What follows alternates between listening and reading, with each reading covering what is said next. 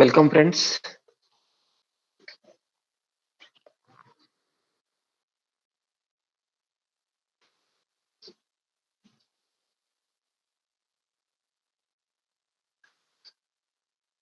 I'm Hemant Agarwal,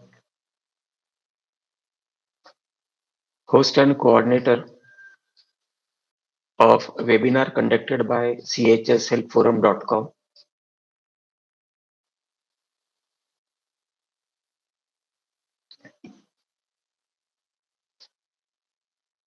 This website is relating to various issues that can be experienced in cooperative housing societies and will benefit both the managing committee and the housing society members.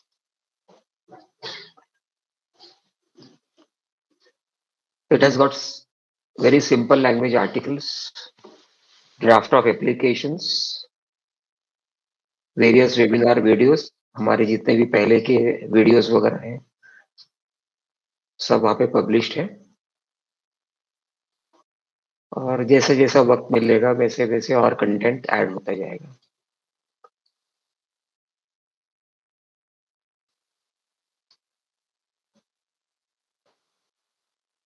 This knowledge and experience sharing webinar is conducted in very simple, orderly, non-technical and non-legal language and can be easily understood by all our friends. Today's topic is special general body meetings.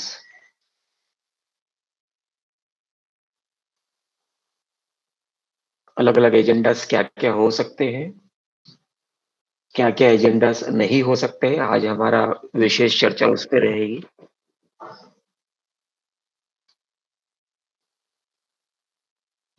और SGM conduct करने के तौर तरीके क्या हैं, कानूनन तौर तरीके क्या हैं।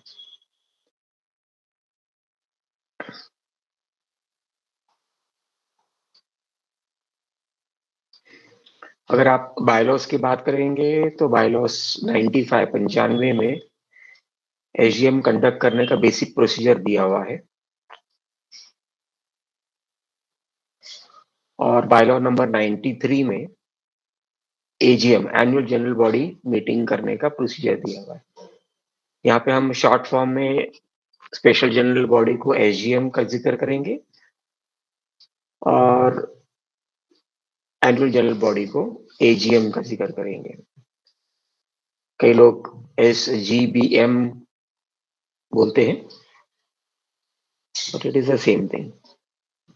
एजीएम का मैंडेटरी जो रिक्वायरमेंट है कानून के हिसाब से वो सेक्शन 75 में दिया हुआ है और जो डिसीजंस जो पास होते हैं, रेजोल्यूशंस जो पास होते हैं फाइनल, वो सेक्शन 72 में दिया हुआ है, 72 में। So section 75 read with section 72 records the minimum mandatory requirement for conducting AGM.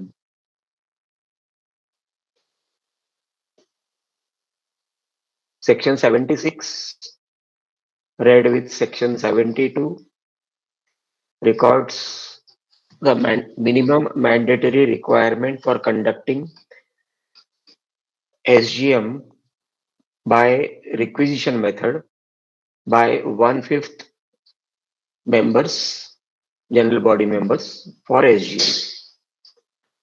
There are no other act or rules for SGM.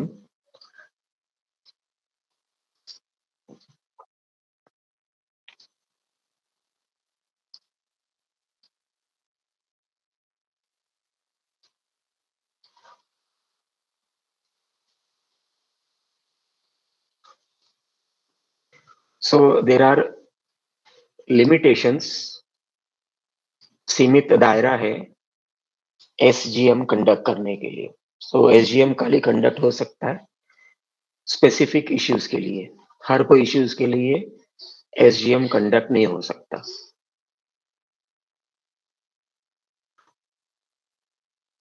अभी जैसे उदाहरण के तौर पे एजीएम कंडक्ट करने के लिए सेक्शन 75 में 7-8 पैरामीटर्स दिया हुआ है, 7-8 टॉपिक्स दिया हुआ है।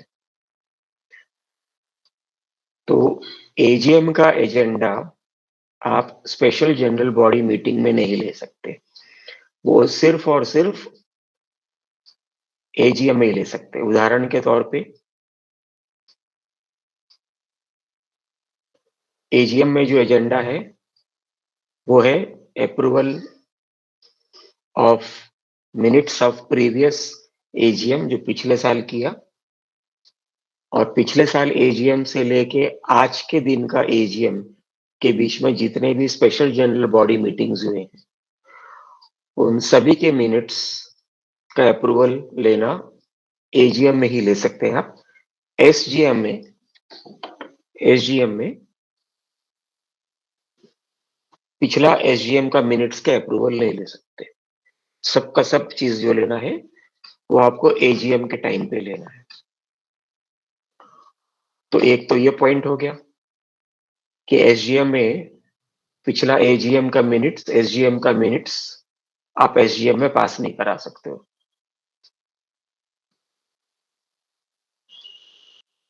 दूसरा, एसजीएम में क्या नहीं ले सकते वो है accounts, balance sheet, income and expenditure, audit report, audit rectification report, ये सारी चीजें आइटम्स आप एसजीएम में नहीं ले सकते।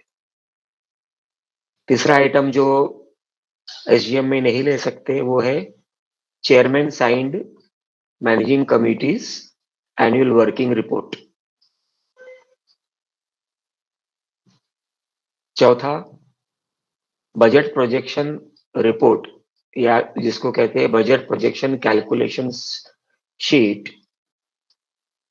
For ongoing financial year. जैसे अभी इस समय ये फाइनेंशियल ईयर चल रहा है, तो अगर हम 30 सितंबर को एजीएम लेते हैं तो वो ऑनगोइंग फाइनेंशियल ईयर है।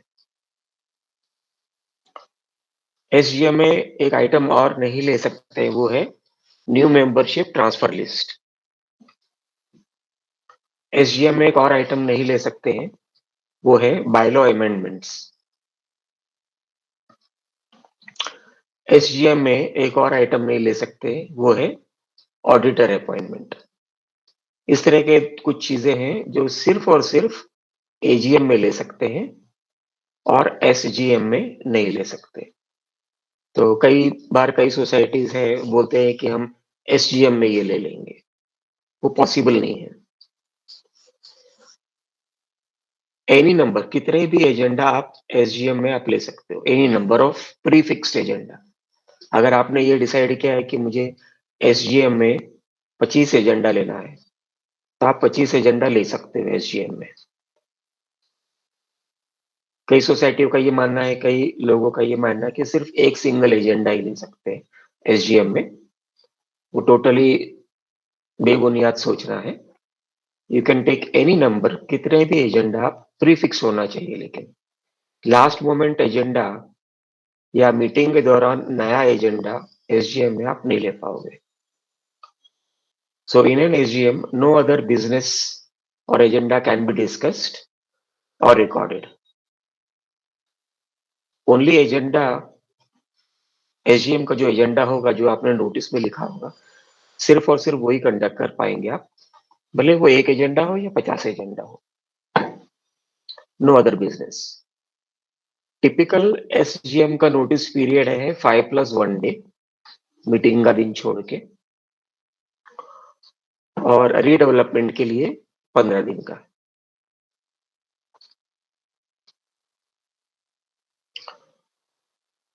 एसजीएम में आप कुछ एजीएम का एजेंडा ले सकते हैं, लेकिन जैसे मानो आपका 10 एजेंडा एजीएम के दिन में था,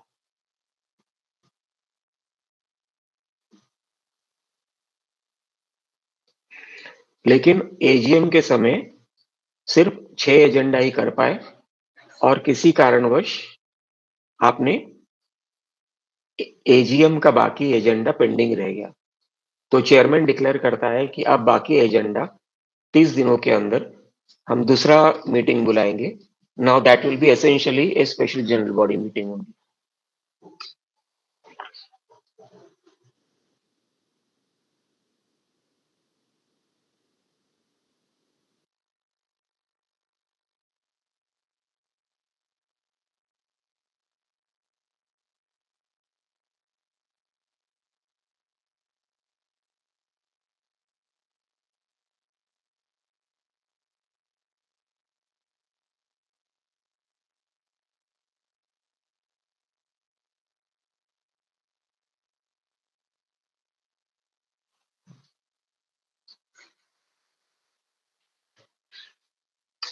So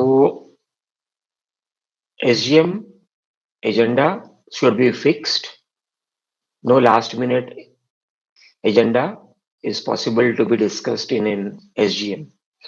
SGM notice period as per the bylaw has to be 5 plus 1 day, and in an emergency, जैसे पानी का मोटर खराब हो गया, उसके लिए 5 लाख रुपए का खर्चा है, या एसटीपी प्लांट खराब हो गया, उसका इतना इतना खर्चा है, तो वो 5 दिन का वेट नहीं कर सकते। कंपाउंड वॉल गिर गया, लिफ्ट टूट गई, कुछ भी हो सकता है, तो उसका आप 24 घंटे में भी एसजीएम बुला सकते हो। सवेरे आपने नोटिस बांट दिया और शाम को आप एसजीएम बुला सकते हो।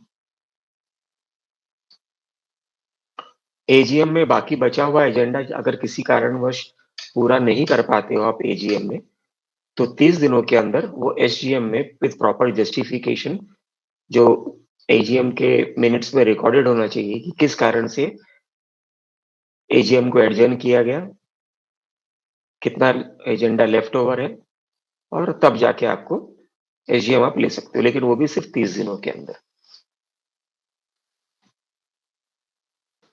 टिपिकली जो एसजीएम का जो एजेंडा है,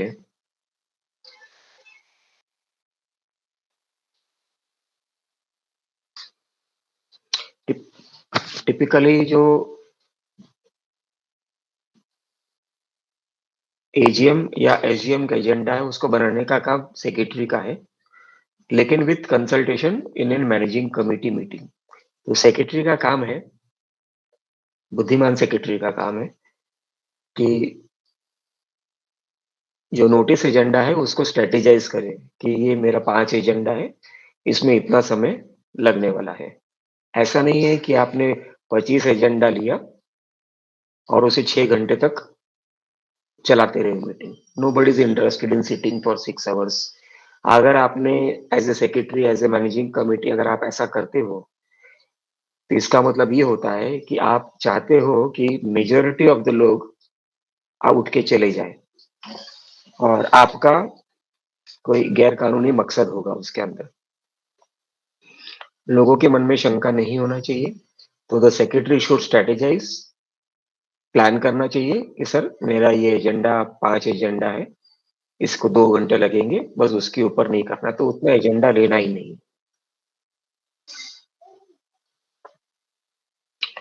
एजीएम और एसजीएम का जो मीटिंग का दौरान है, कोशिश ये करना चाहिए कि 1 से 2 घंटे के ऊपर नहीं होना चाहिए।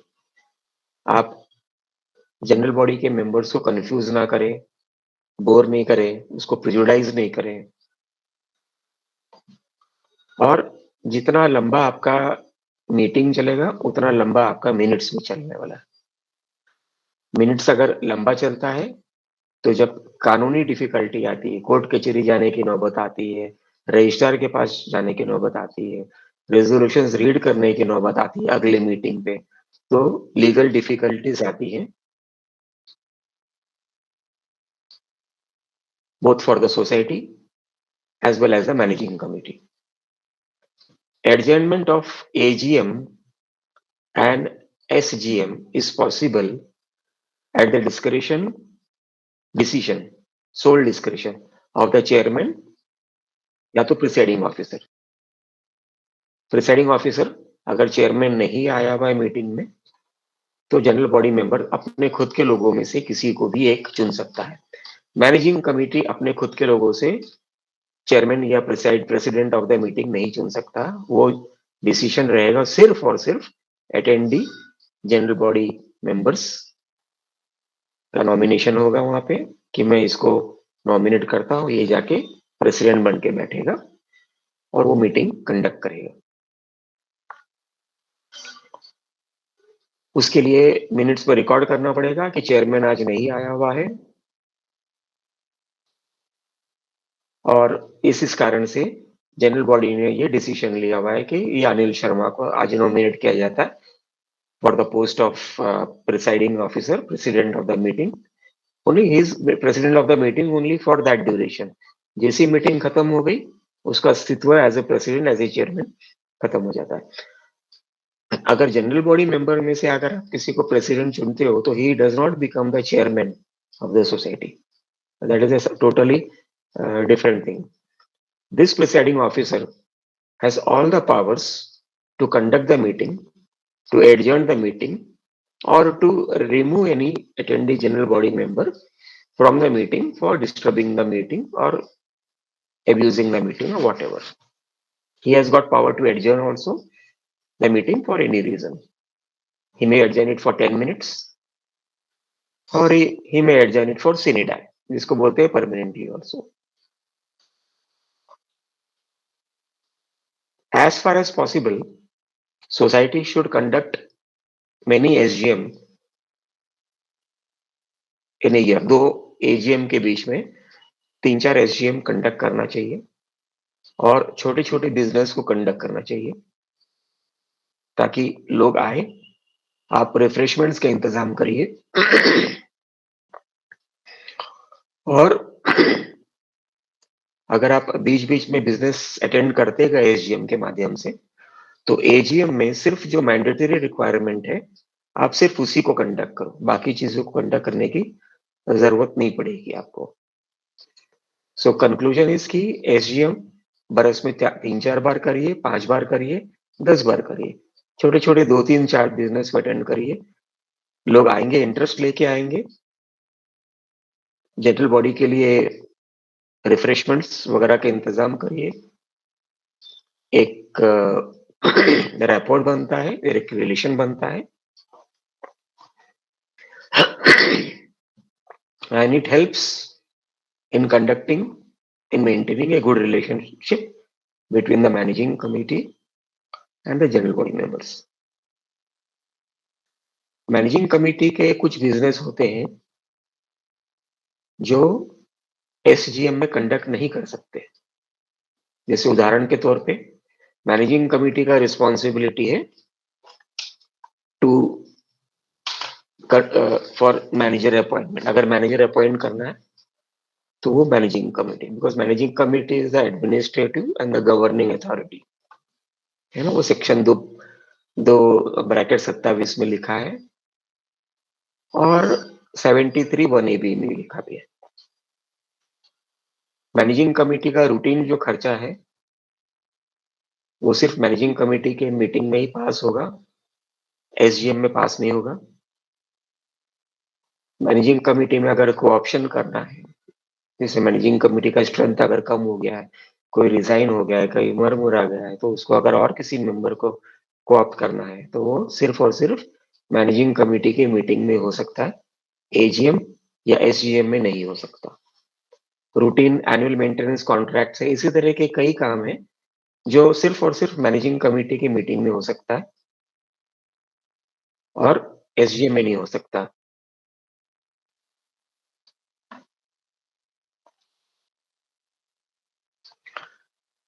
कई बार ऐसा कंफ्यूजन होता है कि मैनेजिंग कमिटी की जितने भी मेंबर हैं वो जनरल बॉडी के कोरम में नहीं गिना जाता. ऐसा नहीं है.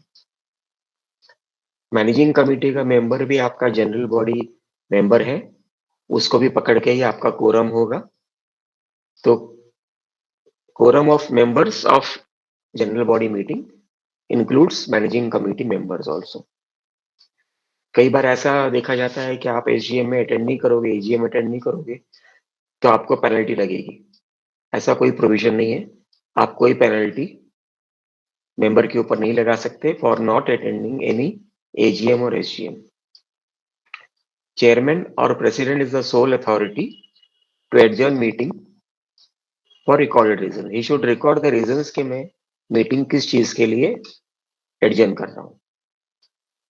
वीडियो रिकॉर्डिंग पुणे कमिश्नर ने, कोऑपरेटिव कमिश्नर ने एक सर्कुलर निकाला था 2010 में कि आप वीडियो रिकॉर्डिंग करिए टू मेंटेन ट्रांसपेरेंसी. पर हर सोसाइटी की बस की बात नहीं होती है. कई सोसाइटी 20 मेंबर की सोसाइटी होती है. वीडियो रिकॉर्डिंग का खर्च एवरेज ऑन 5,000 रुपए आता है, depending on the length of the general body meeting. So video recording is legally not mandatory, but you can say it is necessary for transparency. If you take the matter of video recording to a court, or to a registrar's office, he cannot take any action against you for not recording the general body meetings. अगर आपने video recording किया हुआ है और किसी general body member ने उसकी copy मांगी है, तो you have to give it to him on payment basis, not on free basis. अगर आपने 10 मेंबर को फ्री दे दिया और 100 मेंबर की सोसाइटी है, तो 10 मेंबर को जो फ्री दिया है उसका खर्चा बाकी मेंबरों के ऊपर जाता है। तो you have to take, it is as good as demanding copies of the minutes. Individual member can do general body video recording, but after taking proper written permission from the ward registrar, और उसकी copy आपको chairman को देनी है, secretary को देनी है। Secretary फिर बाधित हो जाता है, बंधित हो जाता है आपको अलाउ करने के लिए। जनरल बॉडी मिनट्स कैसे रिकॉर्ड करते, लंबा लंबा हिस्ट्री लिखते हैं कई बार कि इसने ऐसा बोला, उसने ऐसा बोला, ये हो गया, वो हो गया, और पूरा ऐसे लगाते, पूरा स्टोरी लगाते, इतिहास लगाते। General body minutes should be written only in very, very short, discussed, decided by majority votes to spend 100 rupees for so and so purposes. बस इतना काफी है. It should be definitely 1000% should be written by, proposed by Anil Sharma, seconded by Sunil Rao, and we should always write passed unanimously या passed with objections, और अगर objections है तो ऑब्जेक्टर के नाम रिकॉर्ड करना वहां पे जरूरी है, but it should be passed with majority. लंबे लंबे अगर आप जनरल बॉडी मिनट्स लिखोगे तो it will remain confusing and it will be A challenging during times of legal disputes in a court of law. Member के आपस के बीच में भी एक वेग बना रहेगा कि मैंने ऐसा बोला था, मैंने वैसा बोला था। It should not be done. आप कोई भी जनरल बॉडी मीटिंग करते हो, एसजीएम कर लो या एजीएम कर लो, उसके मिनट्स बनाने हैं। उस मिनट बनाने के बाद में आपको उसको मैनेजिंग कमेटी की मीटिंग में अप्रूव करना है। अप्रूव होने के बाद में जो भी पहला मैनेजिंग कमेटी मीटिंग होगा उसमें डिस्कस करना है, कोई भी चेंजेस वगैरह उसको अप्रूव करो और फाइनल करो, और उसके हार्ड कॉपी मेंबरों को डिस्ट्रीब्यूट करो। अगर आपके पास में इन हाउस मीडिया है, सोशल मीडिया है, जैसे इंटरनेट सोशल मीडिया होते हैं, आजकल नए नए एप्स आ गए हैं, जैसे माईगेट का है, एक अड्डा का है, सोसाइटी के व्हाट्सएप ग्रुप्स हो सकते हैं। और अगर ये सारे रेजोल्यूशन पास है ऐसे मिनट्स को इन चीजों में डिस्ट्रीब्यूट करने का, ईमेल से है, तो आप उसमें भी आप दे सकते हो सॉफ्ट कॉपी। और अगर सॉफ्ट कॉपी देने के बावजूद भी अगर कोई मेंबर बोलता है कि मुझे हार्ड कॉपी भी चाहिए, तो सोसाइटी का काम होगा हार्ड कॉपी सोसाइटी के खर्चे पे हर मेंबर को या उस मेंबर को प्रोवाइड करना। उसके लिए अलग से कॉस्ट नहीं ले पाएंगे। जनरल बॉडी मीटिंग के समय आप रिफ्रेशमेंट्स का अरेंजमेंट करिए at the cost of the society, और it can be sponsored by any vendor. जैसे मानो लिफ्ट वाला है, लिफ्ट वाला बोलता है कि ठीक है आपका जनरल बॉडी रखते हो तो हम आपका रिफ्रेशमेंट्स का कॉस्ट का खर्चा देंगे, सीसीटीवी का कॉस्ट का खर्चा देंगे, हमारा 2 बैनर लगाने दो हमको, वगैरह वगैरह। It can be sponsored by any neutral member also. Sponsor vendor का मतलब हो गया आपके जितने भी एएमसी वेंडर्स हैं। एएमसी वेंडर मतलब लिफ्ट वाला हो गया, अकाउंट्स वेंडर हो गए वगैरह, ऐसे कोई भी वेंडर हो सकते हैं। एसजीएम के अंदर पॉसिबल एजेंडास क्या क्या हो सकते हैं? पार्किंग अलॉटमेंट का हो सकता है, पार्किंग पॉलिसीज के बारे में हो सकता है, increase in maintenance provided the budget projection sheet was approved in the AGM. Typically maintenance का increase budget projection sheet के ऊपर ही डिपेंड होता है, should be taken up in an AGM. But किसी कारणवश टाइम के शॉर्टेज से वो नहीं हो पाया अगर, और अगर आपने बजट प्रोजेक्शन शीट आपने एजीएम में अप्रूव किया हुआ है, तो उस बेसिस पे आप मेंटेनेंस का स्प्रेडशीट बना के या प्रोजेक्शंस बना के आप एसजीएम में मेंटेनेंस इंक्रीज कर सकते हो। एनी रिपेयर और मेंटेनेंस और innovations can be taken up in an SGM, जैसे प्ले हाउस हो गया, गार्डन का खर्चा हो गया, क्लब हाउस हो गया, स्विमिंग पूल हो गया, स्विमिंग पूल के टाइमिंग्स हो गए या उसके पॉलिसीज हो गए, आपके रिनोवेशंस के पॉलिसीज हो गए, सोसाइटी के रिनोवेशंस या रिपेयर के पॉलिसीज हो गए। किसी भी टाइप का पॉलिसी बनाना है, you can take it in an SGM. SGM अगर लंबा हो रहा है तो अगले महीने फिर से एसजीएम बुलाओ। यू कैन डिटरमाइन और फिक्स सब committees in an SGM. AGM में टाइम मत निकालिए। सब कमेटी जैसे गार्डन कमेटी है, लिफ्ट कमेटी है, अकाउंट्स कमेटी है, वगैरह वगैरह। आप पॉलिसीज बना सकते हैं मैनेजर के लिए, स्टाफ के लिए, आपके वेंडर्स के लिए, मेजर या माइनर रिपेयर, बिल्डिंग रिपेयर की क्या पॉलिसीज होगी वो, कॉस्मेटिक रिनोवेशंस क्या क्या करना है, छुट्टा पुट्टा रिपेयर करना है, छुट्टा पुट्टा पेंट करना है, साफ सफाई करनी है, वगैरह वगैरह की पॉलिसीज आप एसजीएम में फाइनल कर सकते हैं। जब पॉलिसीज फाइनल करते हैं तो उसके अंदर मेजोरिटी का वोट होना चाहिए, majority attendee general body members. अगर 100 मेंबर की सोसाइटी है, 100 मेंबर को सभी को नोटिस दे दिया, उसमें से सिर्फ 20 लोग आते हैं, तो 20 मेंबर की एसजीएम में जो डिसीजन होगा वो सारे के सारे बाकी 100 मेंबर के ऊपर लीगली लायबल होगा, बांधित होगा। आप कोशिश ऐसा करें कि एक एक दो दो महीने में एक एक एसजीएम करें, फॉर सम रीजन और द अदर। जैसे मैंने पहले कहा, आप एसजीएम करें, लोगों को इनवाइट करिए, बोलिए कि भाई लंच डिनर रिफ्रेशमेंट्स रखा हुआ है। After the SGM this creates, ये ऐसे बीच बीच में एसजीएम करने का मतलब ये लोगों के झगड़े वगैरह नहीं होते, एक बॉन्डिंग क्रिएट होती है, मैनेजिंग कमिटी, ट्रांसपेरेंसी बिल्डअप हो जाता है।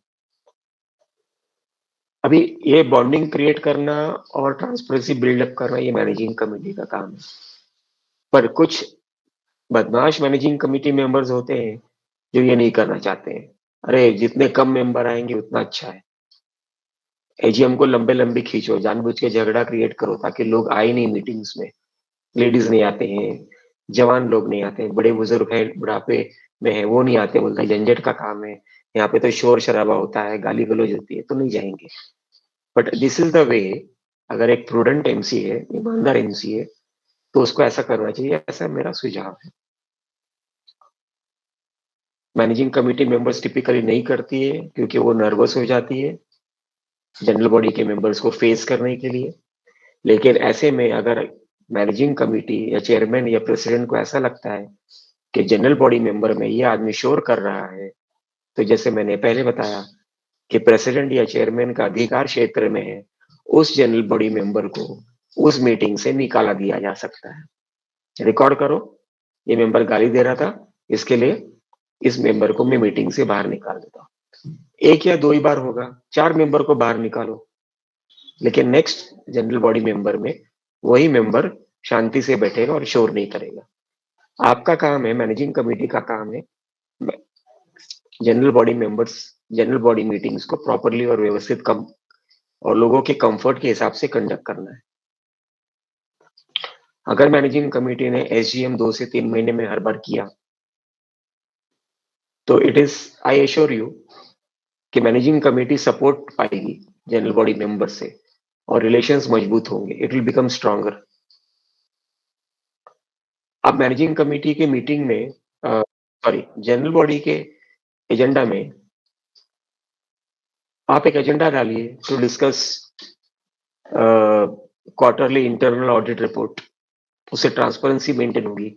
हाफ ईयरली और इंटरनल ऑडिट रिपोर्ट को डिस्कस करिए ताकि फाइनल एजीएम के वक्त अकाउंट्स और ऑडिट में चर्चा कम हो, डिस्कशन कम हो, टाइम भी कम हो, क्योंकि ऑलरेडी आपने इंटरनल ऑडिट रिपोर्ट अप्रूव कर दिया है, मेजर टॉपिक्स कवर हो चुके हैं। एसजीएम में you can have feedback from your sub committees. Agenda डालिए to discuss and receive feedback from subcommittee of A, lift, 2, garden, 3, accounts, 4, internal auditor वगैरह ऐसे करके आप डाल सकते हैं।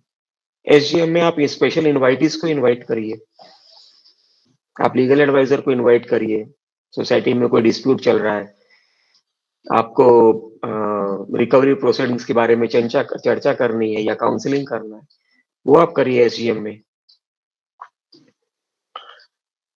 आप पेस्ट कंट्रोल वाले को एज ए स्पेशल इनवाइटी बुला सकते हैं फॉर ब्रीफिंग। आप रीडेवलपमेंट के मैटर के लिए आर्किटेक्ट को बुला सकते हैं, रिपेयर कमेटी को बुला सकते हैं। ऐसे कोई भी कमेटी आप फॉर्मुलेट करके एसजीएम में आप डिस्कस कर सकते हैं।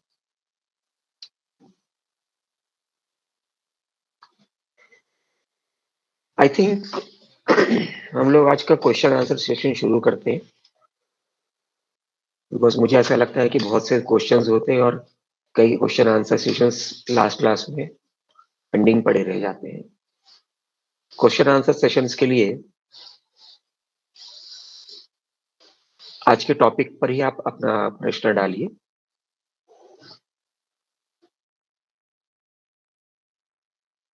और दूसरे टॉपिक के ऊपर आप प्रश्न मत पूछिए। जिस किसी भी दोस्त को, फ्रेंड्स को कोई क्वेश्चन पूछना है तो आपके स्क्रीन पे एक हैंड सिंबल है, ऐसा वाला करके एक हैंड सिंबल है, उस पे आप क्लिक करिए। आपका प्रश्न लाइन से सीक्वेंस में लिया जाएगा।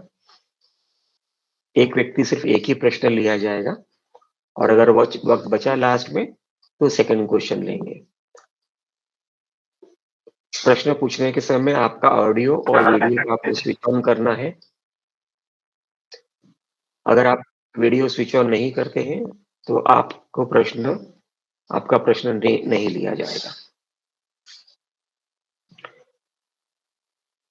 This webinar does not provide any type of consultations or advice to your personal problems. Friends may ask questions only relating to today's topic only. Other questions will be ignored. Webinars knowledge and experience sharing is based on take it or leave it basis without any liability or responsibility whatsoever and whichsoever. हमारे साथ में कुछ department के लोग भी जुड़े हुए हैं, कुछ एडवोकेट्स भी हैं। किसी मेंबर को प्रश्न का अगर उत्तर आप देना चाहें तो I invite you. Short questions and short answers only. General body की तरह लंबा लंबा इतिहास वाला क्वेश्चंस आंसर्स ना करें। Okay, so we will start our question and answer session. First question is by Mr. M.H. Kapadia. Am I audible? Yes, please go ahead. Haji. See, you said that the accounts can only be put at the annual general body meeting. Now, for any reason whatsoever, the accounts are not put at the annual general meeting for say 2-3 years. So, when will the accounts of all these years will be put? Can they be put after 3 years all together, one by one meeting? Not putting accounts, audit report, etc. in that particular previous year's financial year.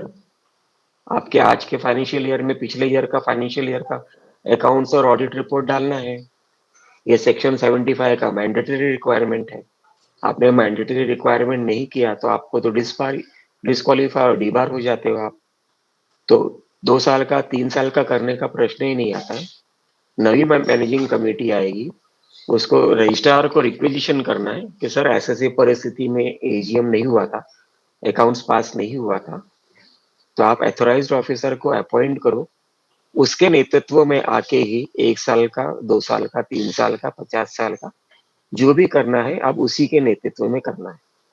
आप managing committee 1 साल का ही accounts present कर सकते हो और approve कर सकते हो। Rest of it will be done only and only by the authorized officer, duly requisitioned by the society and appointed by the deputy registrar.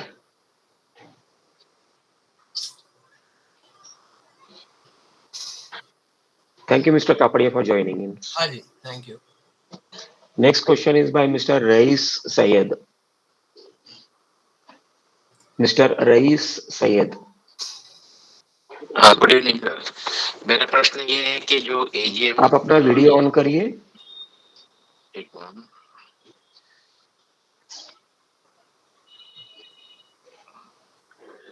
Sir मेरा प्रश्न ये है कि जो एजीएम के मिनट्स रहते हैं उसमें जो ऑब्जेक्शंस लिए जाते हैं, जैसे आपने कहा कि वो जो मीटिंग होती है उसमें वो इनकॉर्पोरेट करेंगे और अप्रूव करेंगे, तो जो एजीएम के मिनट फाइनल उनको फिर पब्लिश करना होगा, करेक्ट सर?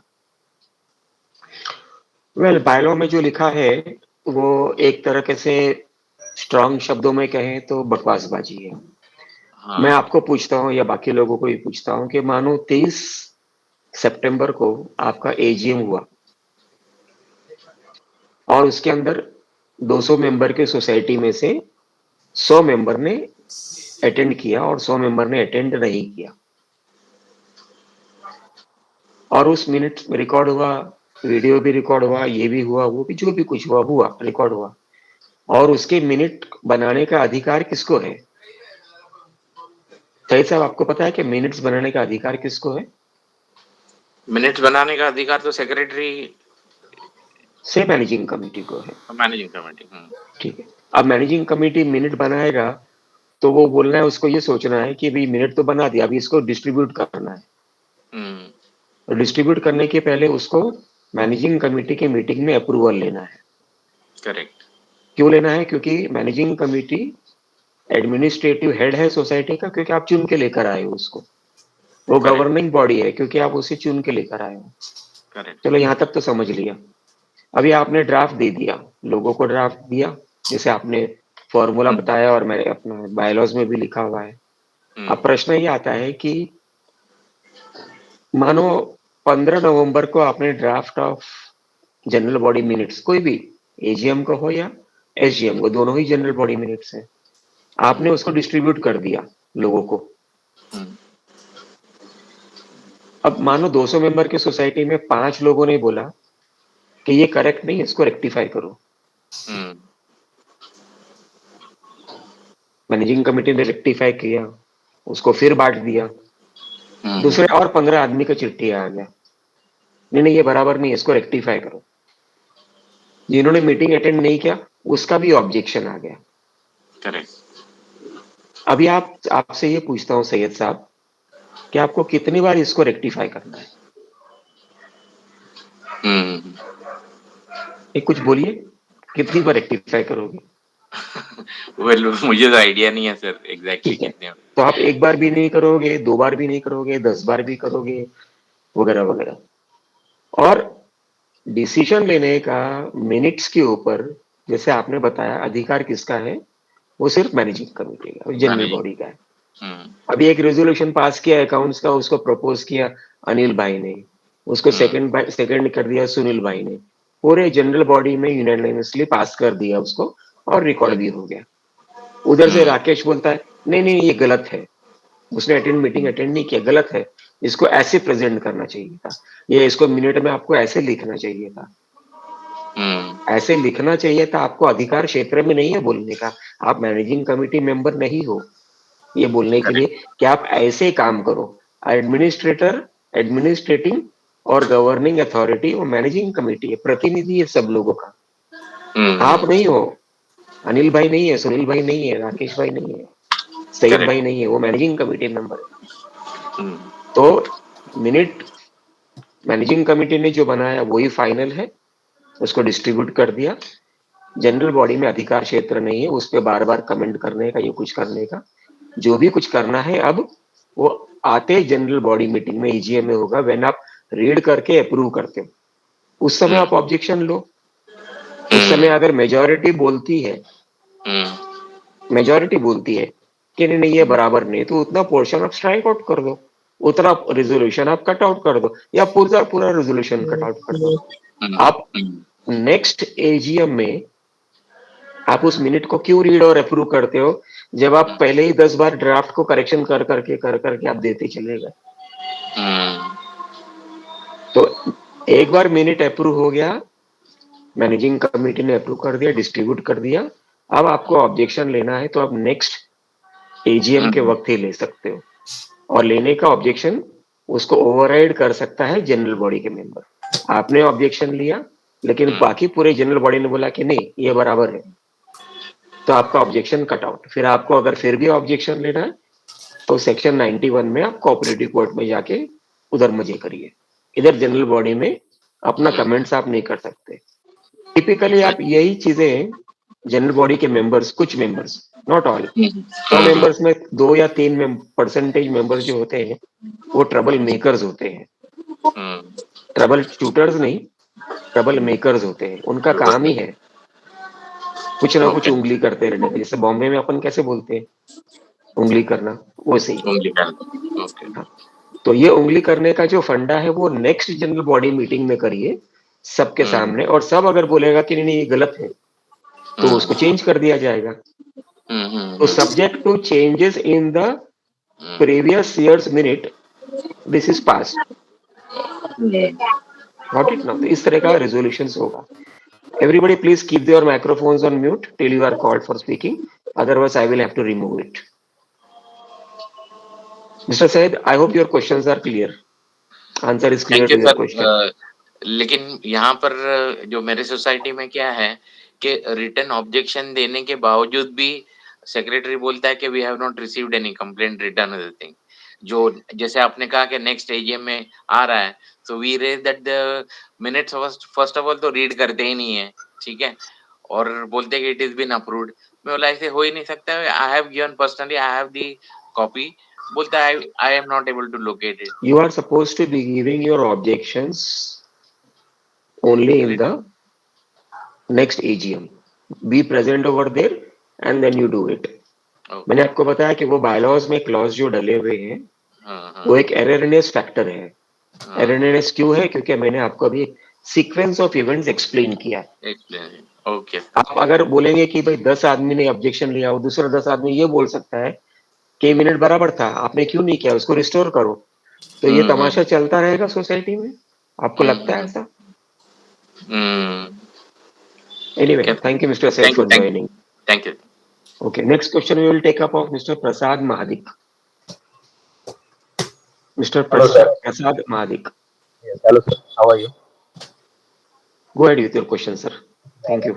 सर अभी एक्चुअली कैसा है कि ये हमारा रिडेवलपमेंट प्रोजेक्ट है और एक 10 लोगों ने मिलकर ना एक बिल्डिंग चलाने का चालू किया। बिल्डर ने ना पूरा मेंटेनेंस बंद कर दिया। सर आपकी आवाज बूमिंग हो रही है, क्लियर आ नहीं रही है, तो can you do something about it? एक minute.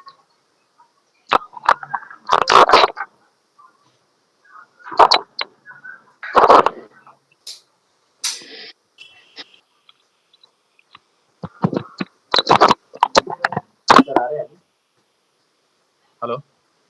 Yes please go ahead. Sir हम लोग का एक रीडेवलपमेंट प्रोजेक्ट है और एक 7-8 लोगों ने मिलकर एक बिजनेस चालू किया था बिल्डिंग का, कि बिल्डर कोई भी मेंटेन नहीं करता। अभी कैसा हुआ, हम लोग कमिटी में ऐड हो गए नए मेंबर्स, तो एक एसडीएम रख रहे हैं हम लोग। एसडीएम इसलिए रख रहे हैं क्योंकि अभी सब एज पर लॉ के हिसाब से चल रहा है, तो उसमें सिंकिंग फंड सब कुछ हो रहा है। तो लेकिन पुरानी जो कमिटी है वो लोग बोल रहे हैं कि हम लोग को एसडीएम में ये सब्जेक्ट लेना है कि हम लोग जो 32 लोग पुराने हैं उनका कुछ फंड था सोसाइटी में जमा पुराना, तो हम लोग को रिटर्न दे दो, और जीरो करके नया 90 लोगों का भी जो बिल्डिंग है उसमें वो जीरो से आप लोग चलाओ करके, तो हमारा फंड हमको वापस दे दो। तो हम लोगों ने बोला जब ये हैंड ओवर कर रहे थे तो उसी टाइम में आपको फंड ऑडिट करके फंड निकाल के लेना चाहिए था। तो ये एसडीएम में वो लोग रेस्ट कर सकते हैं क्या, और हम लोग उनको दे सकते हैं क्या ऐसा फंड? एसडीएम में प्रॉपर एजेंडा लगाइए, मेजोरिटी को आने दीजिए, मेजोरिटी को जो डिसीजन होगा वो आप फॉलो करिए। उसमें कोऑपरेटिव कोर्ट का या डेप्यूटी रजिस्ट्रार को कोई अधिकार क्षेत्र नहीं है पैसे का लेना देना। It should be passed by majority members. Okay, यानी हम लोग मेजोरिटी मेंबर में पास करके उनका पैसा उनको रिटर्न कर सकते हैं। Yes, the decision under section 72 by majority members is final and binding on everybody. Okay okay sir. और अगर फिर भी आपको तकलीफ है तो आप कोऑपरेटिव कोर्ट में बोल सकते हो कि भाई रेजोल्यूशन गलत है, कोऑपरेटिव कोर्ट में सुनवाई होने दो, वहां पे आप प्रूव करिए कि रेजोल्यूशन गलत किस ढंग से। तो आप बोलोगे कि रेजोल्यूशन दारू पी के किया था, या ये रेजोल्यूशन में फंड था नहीं फिर भी पास कर दिया, या मेरा फंड था तो उसको पास कर दिया, वो सब आप एक्सप्लेन कर सकते हो वहाँ पे, क्योंकि उसमें सर बिल्कुल भी पुराने प्रॉब्लम नहीं है। हाँ, पुराना कमिटी था वो 32 लोगों का था, अभी 90 लोगों का है, तो 32 लोगों का कुछ 90,000 रुपीज कुछ वो अकाउंट में था पैसा। तो अभी नया कमिटी बनने 90 लोगों में से कमिटी बनने के बाद है ना, वो एक नया कमिटी बन गया, वो लोग बोल रहे हैं कि हमारे पुराने लोगों के पैसे दे दो, वो अकाउंट में है पैसे, वो हम लोग को रिटर्न कर दो, तो हम लोग एक रेजोल्यूशन पास करके सर कर सकते हैं ना। आपका प्रश्न का उत्तर दे चुका हूँ मैं, आप वही प्रश्न रिपीट मत करिए। यस, चलेगा सर। आप जनरल बॉडी का रेजोल्यूशन से पास करके जो डिसीजन होगा वो आप कर सकते हैं उसके अंदर। Yes yes, thank you sir. Thank you, Mr. Malik, for joining in. Next question is by Mr. Francis D'Souza. Hello, good evening sir. मेरा प्रश्न है कि इस other than the chairman, the secretary can be the chairman for the meeting? 1 minute.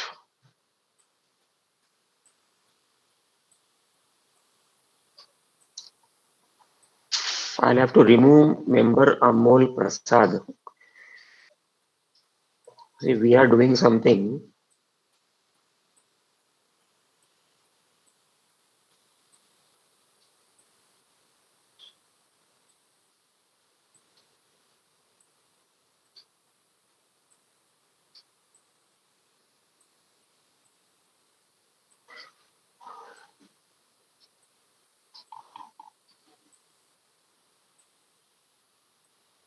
Mr. Francis, I'm sorry. Please go ahead.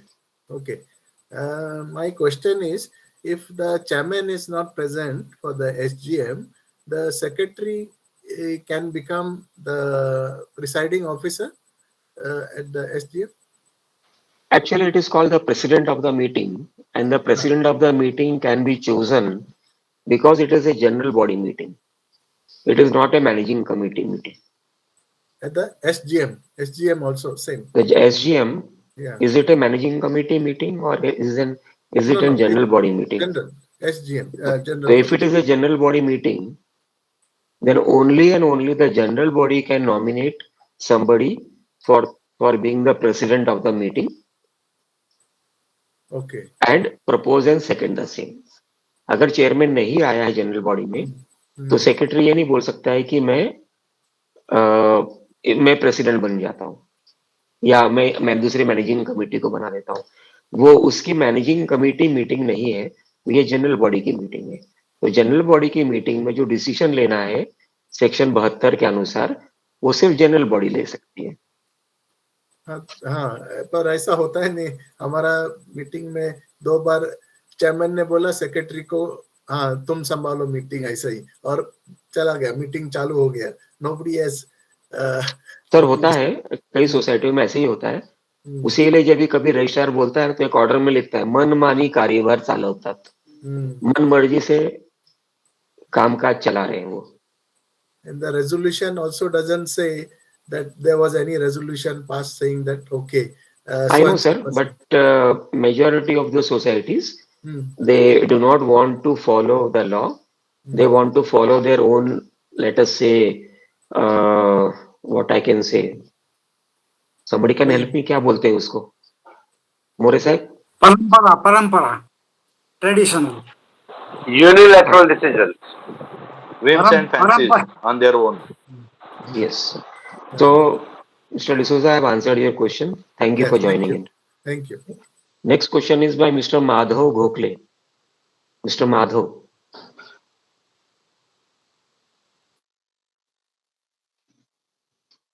Mr. Madhav.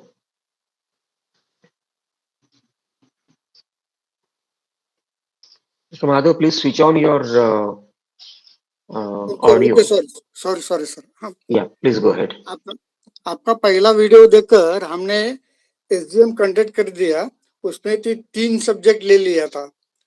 तो उसमें meeting में ऐसा लोगों का कहना था कि 1/5 का सिग्नेचर दिया तो भी आप ले सकते हैं, वरना कमिटी डिस्कस करके कौन सा भी उसमें 3 सब्जेक्ट है इनका, इसमें मेंटेनेंस बढ़ाने का। दूसरा सब्जेक्ट है जो रिजर्व फंड से अगर मेंटेनेंस नहीं बढ़ाना चाहिए तो रिजर्व फंड से उसमें कुछ पोर्शन जो भी कुछ है 7 लाख 8 लाख उसमें से हिस्सा खर्चा करने के लिए रिपेयर एंड मेंटेनेंस के लिए यूज करने के लिए, तीसरा ईवी चार्जिंग के लिए था ये। लेकिन लोगों का कहना है कि ये 1/5 का सिग्नेचर नहीं है तो आप ये नहीं ले सकते, और 3 सब्जेक्ट जैसा आपने बताया 3 सब्जेक्ट नहीं ले सकते, एक ही सब्जेक्ट चाहिए घर को, और शोर मचा दिया, उसमें कुछ डिस्कशन नहीं किया और दूसरा ही सब्जेक्ट बोलकर क्लोज कर दिया मीटिंग। क्या करने का उसको? जनरल बॉडी में टिपिकली जिसको मैंने अभी थोड़ी देर पहले बताया कि हर 2-2 महीने में जनरल बॉडी मीटिंग करो ताकि लोगों का आउटबर्स्ट, इसको हिंदी में बोलते हैं ना भड़ास, बहुत दिनों से बातचीत नहीं किया तो कोई बकरा मिला तो खूब ढेर सारी बातचीत करते जाओ, 1 घंटा करो 2 घंटा करो, पूरा मन का भड़ास निकाल दो, तो ये होता है। अभी एसजीएम 2 तरीके से कर सकते हैं। एक तरीका है मैनेजिंग कमेटी का खुद का डिसीजन से एसजीएम करोगे और एजेंडा मैनेजिंग कमेटी देगा उसका, ये एक तरीका हुआ। दूसरा तरीका है कि 1/5 यानी 20% मेंबर्स एक रिक्वेजिशन यानी एक एप्लीकेशन बनाएंगे कि ये वाला पर्टिकुलर एजेंडा आप है, इसके लिए आप एसजीएम मीटिंग करो, that is called requisition meeting, requisition SGM meeting. अगर वैसा वाला जनरल बॉडी के 1/5 लोगों का नोटिस आया हुआ है आपके पास में, तो आप सिर्फ एसजीएम करोगे, सिर्फ उसी एजेंडा को लेके, उसमें और कुछ ऐड नहीं कर पाओगे आप। तो ये 2 तरीका है करने का। तो आपके सोसाइटी में शायद थोड़ा कंफ्यूजन चल रहा होगा या जानबूझ के परेशानी कर रहे हैं, जो भी है वो देखिए, लेकिन ये 2 तरीका है कानूनी ढंग से। अच्छा, नहीं ऐसा उनको बताने के लिए 3 सब्जेक्ट कितना भी सब्जेक्ट ले सकते हैं ऐसा है, इसलिए कुछ सेक्शन ऐसा कुछ है कैसे? क्योंकि किधर भी लिखा नहीं, अभी सेक्शन 76 में भी आपके हिसाब से हमने ले लिया, लेकिन ये कौन सा सेंटेंस में मैनेजिंग कमेटी को अथॉरिटी है, ऐसा कौन सा सेंटेंस में आता है सर? वो बायलॉज नंबर 93 में देखिए सर जी। हाँ, उनको दिखा है 90, इवन हम उपनिबंधक पास गए थे। फिर आप अपना एक लीगल एडवाइजर लेकर जाओ सोसाइटी में, हाँ, मैनेजिंग कमेटी को बोलो कि लीगल एडवाइजर अपॉइंट करे, लॉ की सब किताब लेकर आए और जिसको सुनना है उसको बरोबर एक्सप्लेन करे। अच्छा, अभी मीटिंग आप में बोल रहे हो कि सिर्फ एक ही एजेंडा ले सकते हैं, हाँ, तो जब आप बोल रहे हो एक ही एजेंडा ले सकते हो तो कहीं लिखा होगा तभी तो आप बोल रहे हो, करेक्ट है सर जी? हाँ ठीक है सर, लेकिन अभी जो डिस्कस ही नहीं हुआ तो मुझे बता सकते हो कि कहाँ लिखा हुआ है एक ही एजेंडा ले सकते हो? नहीं ना, 4-5 लिया चलता है ऐसा भी नहीं लिखा है ना। तो कितना लिखा हुआ है सर जी? फिर कुछ भी लिखा नहीं है। तो फिर एसजीएम क्यों लेते हैं आप अगर कुछ भी नहीं लिखा है तो? अगर कुछ नहीं लिखा है तो एसजीएम नहीं ले सकते। करेक्ट है? ठीक है। अगर वैसे ही आर्ग्यूमेंट करते हैं, अगर ऐसे ही तर्क वितर्क करते हैं, अगर ऐसे ही लॉजिक लेते हैं, तो अगर एक नहीं लिखा हुआ है, आप बोल रहे हो एक लिखा है तो आप एक का बताओ, अगर 5 लिखा हुआ है तो 5 का बताओ, आप कहते हो कुछ भी नहीं लिखा हुआ है तो एसजीएम नहीं ले सकते हो फिर। तो किस चीज का एसजीएम लोगे? 1 का लोगे, 5 का लोगे या 10 का लोगे? अच्छा, तो उसी को पूछ लेते आदमी को जिसने बोला कि 3 का है नहीं ले सकते, तो उसको पूछना चाहिए था कि 3 का नहीं ले सकते, ऐसा आप कानून दिखा दो मुझे, दिखाने या के लिए अगर आप 1 लिखा है तो 1 का कानून दिखा दो मुझे। सुनते ही नहीं तो कैसा करने का, मिनट्स कैसा लिखने का? उसका जवाब मेरे पास में नहीं है गोखले साहब। Thank you for joining in. Okay, thank you sir. Mister Paresh Shah, next question is by mister Paresh Shah. Good evening sir. Sir, in the year 2018 हमारे स्पेशल एजीएम में बुला के the society collected for the replacement of the new lift, and they had replacement of new lift, okay, नया lift. अच्छा, उसके अंदर में I had objected because there was no, it was not made in line with the provisions of the replacement of the new lift, क्योंकि chief engineer का report नहीं था और there are lot of lacunas. So I had stopped the payment of the new lift for the contribution for the new lift, but I was paying the regular maintenance charges and the service charges, whatever, except the new lift installment. And as on date, sir, new lift वो install नहीं हुआ है and मेरे को 21% interest charge किया as per the adopted bylaws. बोले adopted bylaws के अंदर में 21% चार्ज है, चार्जेबल इंटरेस्ट है, we are charging you that interest. Of course, I paid for the maintenance for the installment of the new lift, but they charged me 21% interest for the non-payment of the installment. But I have paid all the maintenance charges, sir. So बोलते हैं कि वो 21% इसलिए ले रहे हैं क्योंकि वो बायलॉज के अंदर में है. एंड फनी पार्ट इज कि बायलॉज अभी तक हमारे ये साल तक वो जो हमारा शो कॉज नोटिस आया था उसके अंदर में बायलॉज अडॉप्ट ही नहीं हुआ है सर. तो कैन दे चार्ज में 21% इंटरेस्ट सर? वो लिफ्ट का जो रेजोल्यूशन है वो कहाँ चार्ज किया था, कहाँ पे पास किया हुआ था?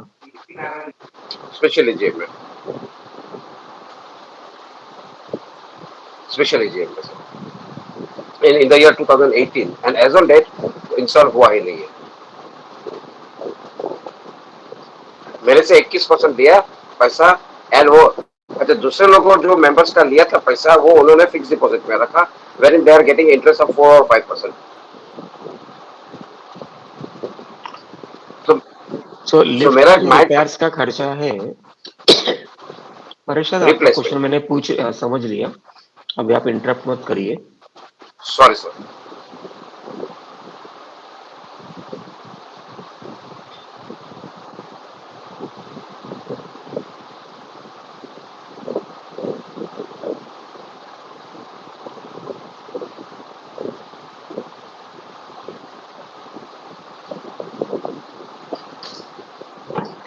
Okay.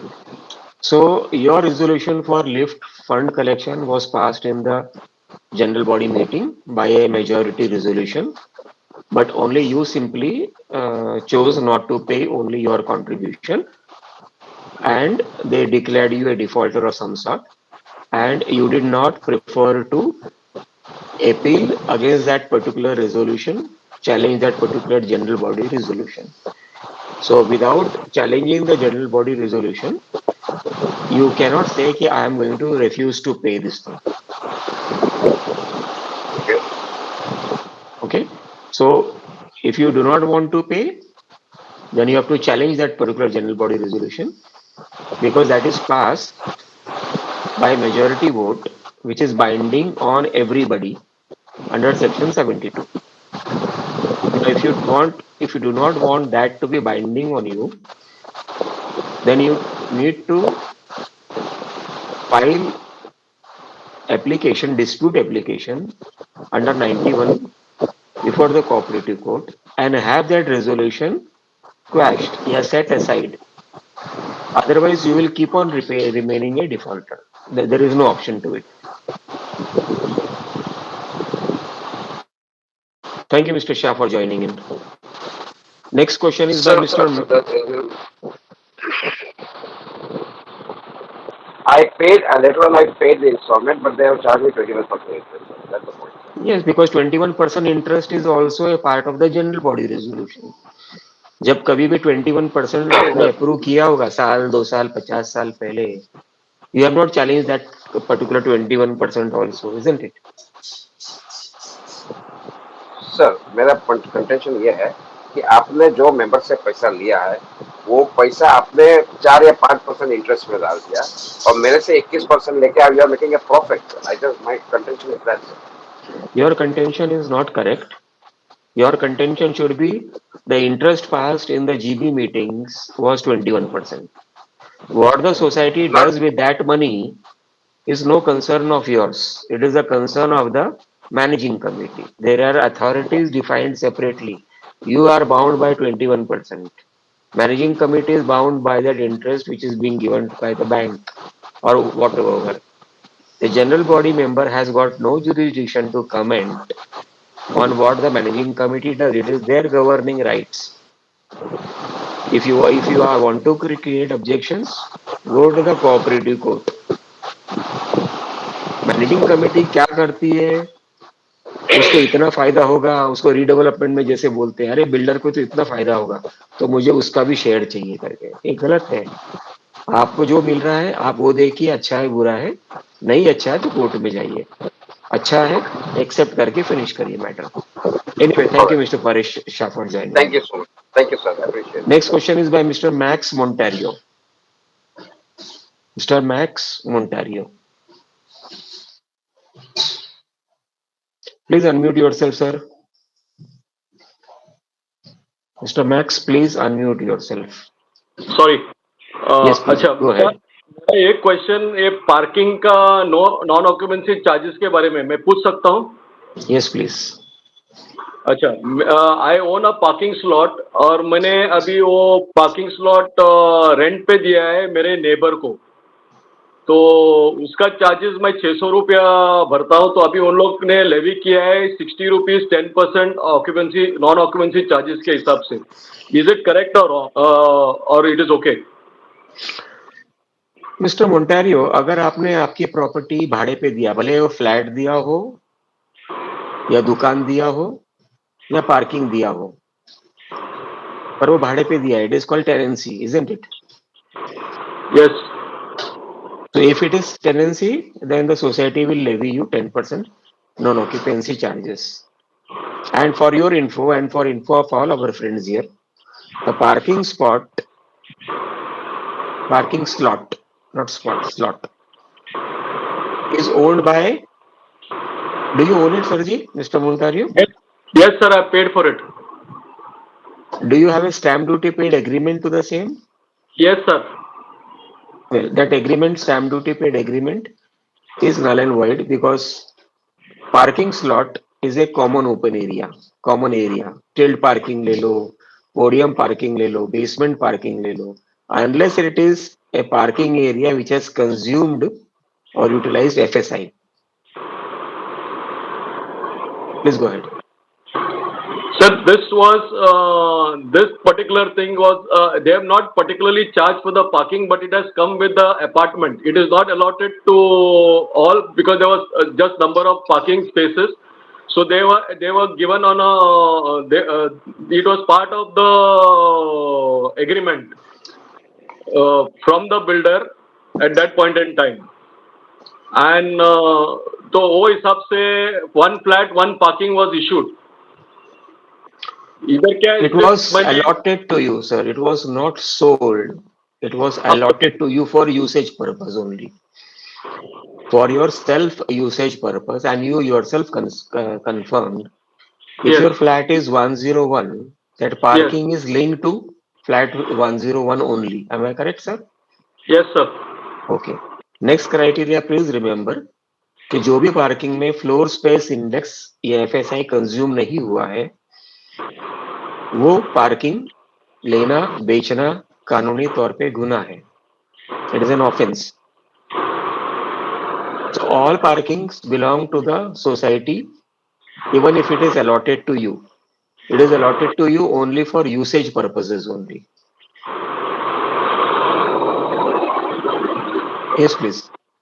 Last question. एक्सेप्शन कर सकता है. This is a mechanical parking जिधर हम लोग उसको only those who are using it are paying even maintenance charges for that separately.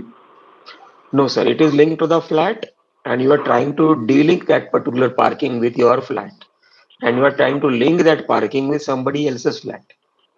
हाँ. So if you are going it on rent, if the society has accepted it or allowed it, then you will have to pay non-occupancy charges on that particular parking area. Thank you, sir. Thank you. Thank you, Mr. Max. Thank you. Next question is by Tasneem Sheikh. Tasneem Sheikh. Hello. Hello. Hello, Yes, sir. madam. Can you hear me? Yeah. Yes, please. Go ahead. So my question was, as you told that in SGM you can't pass a resolution on the maintenance increase in the maintenance. That is what I heard in your talk before. No, you heard wrong, madam. Is I it? said in Yeah. an AGM, you can pass the budget projection sheet Yeah. and you can pass the maintenance also in an AGM. Yes. However, in an AGM, if increase in maintenance is not passed, but budget projection sheet is passed, then based on that budget projection sheet, you can pass increments increasing in the maintenance charges in an SGM by properly projecting in Excel sheet basis on which area किस कारण से increase हो रहा है वो projection करना है. But the base will be the budget projection sheet that Yeah. was passed in an AGM. If you did not pass budget projection sheet in an AGM, then you will not be able to increase maintenance charges ever. मेरा एक question यही था, AGM में जो maintenance वो sheet थी वो पास अभी तक हुई नहीं है, और suddenly they have come last SGM saying that we are going to increase the maintenance from next month and they have given everything. So my question is it worth doing that? Because ऐसा कोई projection हुआ ही नहीं है annual income, annual expenditures का. अगर projection नहीं हुआ तो आपको ये कैसे पता चलता है कि कितना इंक्रीज करना है या कितना डिक्रीज करना है? क्या आधार है? उन्होंने एक शीट दी हमको जिसमें उन्होंने हर चीज का खर्चा बताया कि इतना इतना और टोटल इतना हो रहा है, और बायलॉज के हिसाब से हम कैलकुलेशन ऐसे करके we are increasing, because we are increasing the security guards, we are increasing the house keeping services, those thing they added and they told now we have to increase the maintenance. So projection उन्होंने SGM में किया और वहीं पर उन लोग पास करवा रहे हैं कि मेंटेनेंस इंक्रीज होना चाहिए करके. प्रोजेक्शंस का पैरामीटर सेक्शन 75 में सिर्फ और सिर्फ एजीएम में है. एसजीएम में नहीं कर सकते. अगर किया है तो जैसे मैंने और अपने दोस्तों को बताया, आप सेटिस्फाइड नहीं हो तो कोऑपरेटिव कोर्ट में इसको चैलेंज करो और सेट असाइड करवाओ, क्वैश करवाओ, डिलीट करवाओ. ओके, एक और क्वेश्चन था, जैसे कि लास्ट में मैडम, ओनली वन क्वेश्चन पर पर्सन. समय बचेगा तो लास्ट में पूछ लेना मैडम. ओके.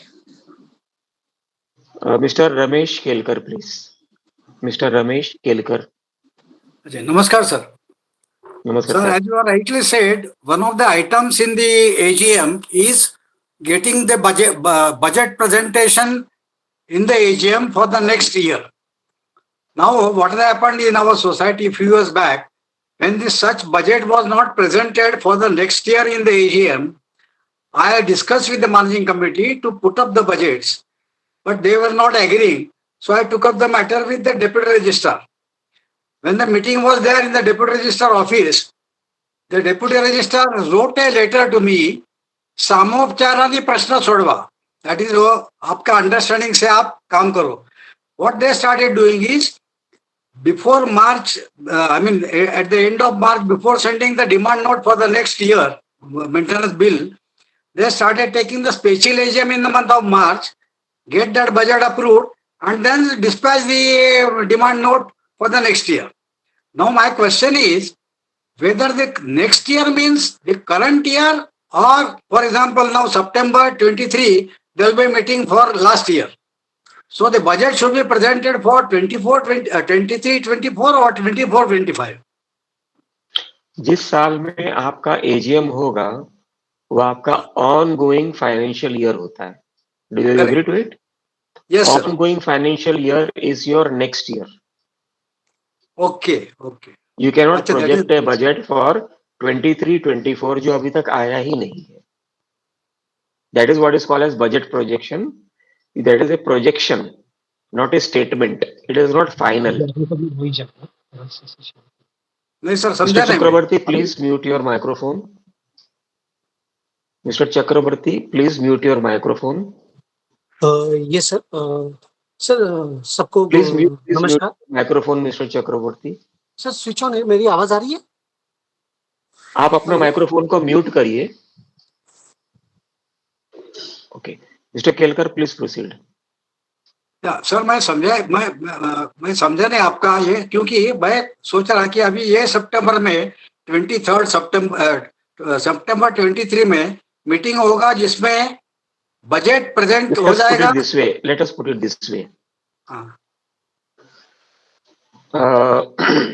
अभी 22-23 चल रहा है. एग्रीड? आज शुरू हुआ 23-24. इसका छोड़ दीजिए. तो अभी आएगा आपका बजट प्रोजेक्शन शीट में पिछले 3 साल का डेटा डालना पड़ता है. बराबर. ठीक है. तो आपने 18-19 का डाल दिया लेटर से. 18-19 का सेक्रेटरी का कितना डाला? 100 रुपए डाला. उसके अगले साल का कौन सा साल हुआ? 19-20 का हुआ. 19-20. उस 19-20 में आपने सिक्योरिटी का डाला 110 रुपया. राइट. एक्चुअल जो खर्चा हुआ है वो डालेंगे आप. पिछला 3 साल का जो खर्चा हो चुका है वो एक्चुअल्स है, खर्चा हो चुका है ऑलरेडी, वो ऑडिट हो चुका है, वो ऑलरेडी पास कर Yes. दिया है आपने, Yes. ठीक है। अब उस बेस पे आप करंट ईयर का बजट प्रोजेक्शन बनाओगे, Okay. करंट ईयर का बजट प्रोजेक्शन बनाओगे, मतलब 22-23 का। भले 6 महीने निकल गया हुआ है, हाँ वही वही भले 6 मेरा महीना क्वेश्चन निकल गया है, लेकिन आप ये सोचिए कि बड़ी सोसाइटी जो है वो 10 अप्रैल को भी एजीएम कर सकती है, क्योंकि कंप्लीटली ऑटोमेटेड सिस्टम है उनका। 20 अप्रैल को, 25 अप्रैल को, 30 अप्रैल को कर सकती है AGM, this not a problem. तो उस समय आप 6 महीना नहीं बोल सकते, इसीलिए it is called as that particular financial year. अब ये फाइनेंशियल ईयर का बजट प्रोजेक्शन 22-23 का और पिछले 3 साल का आपको कंपेयर करके बजट प्रोजेक्शन बनाना है और उसके दायरे में खर्चा करना है। अगर आपको लगा कि बजट प्रोजेक्शन में खर्चा ज्यादा है और मेंटेनेंस इंक्रीज करना है, तो उसका आधार कहाँ से मिलना चाहिए आपको? हवा में से लोगे या कोई डॉक्यूमेंट में से लोगे? डॉक्यूमेंट क्या होगा सर जी? वो डॉक्यूमेंट क्या? खर्चा का जोड़ा। वो डॉक्यूमेंट है ये budget projection sheet. Budget projection sheet कहाँ से बना? पिछले 3 साल का खर्चा लिया और चालू साल का अंदाज लिया आपने, प्रोजेक्शन। तो अभी आपको एक अंदेशा तो हो गया, कह रहे 2-3 महीने तो बीत गए, इसमें इतना इतना खर्चा हुआ है, अभी बाकी 9 महीने में कितना खर्चा करना है, तो एजीएम में जनरल बॉडी के सामने प्रोड्यूस करना है अपने को, तो प्रोजेक्शन डालेंगे। वो खर्चा ज्यादा कम होगा, वो एक्यूरेसी नहीं मिल सकती, because it is a projected, it is a tentative figure, it is not a पक्का फिगर। पक्का फिगर कभी मिलेगा? अगले साल के बैलेंस शीट में मिलेगा आपको, अगले साल। Correct.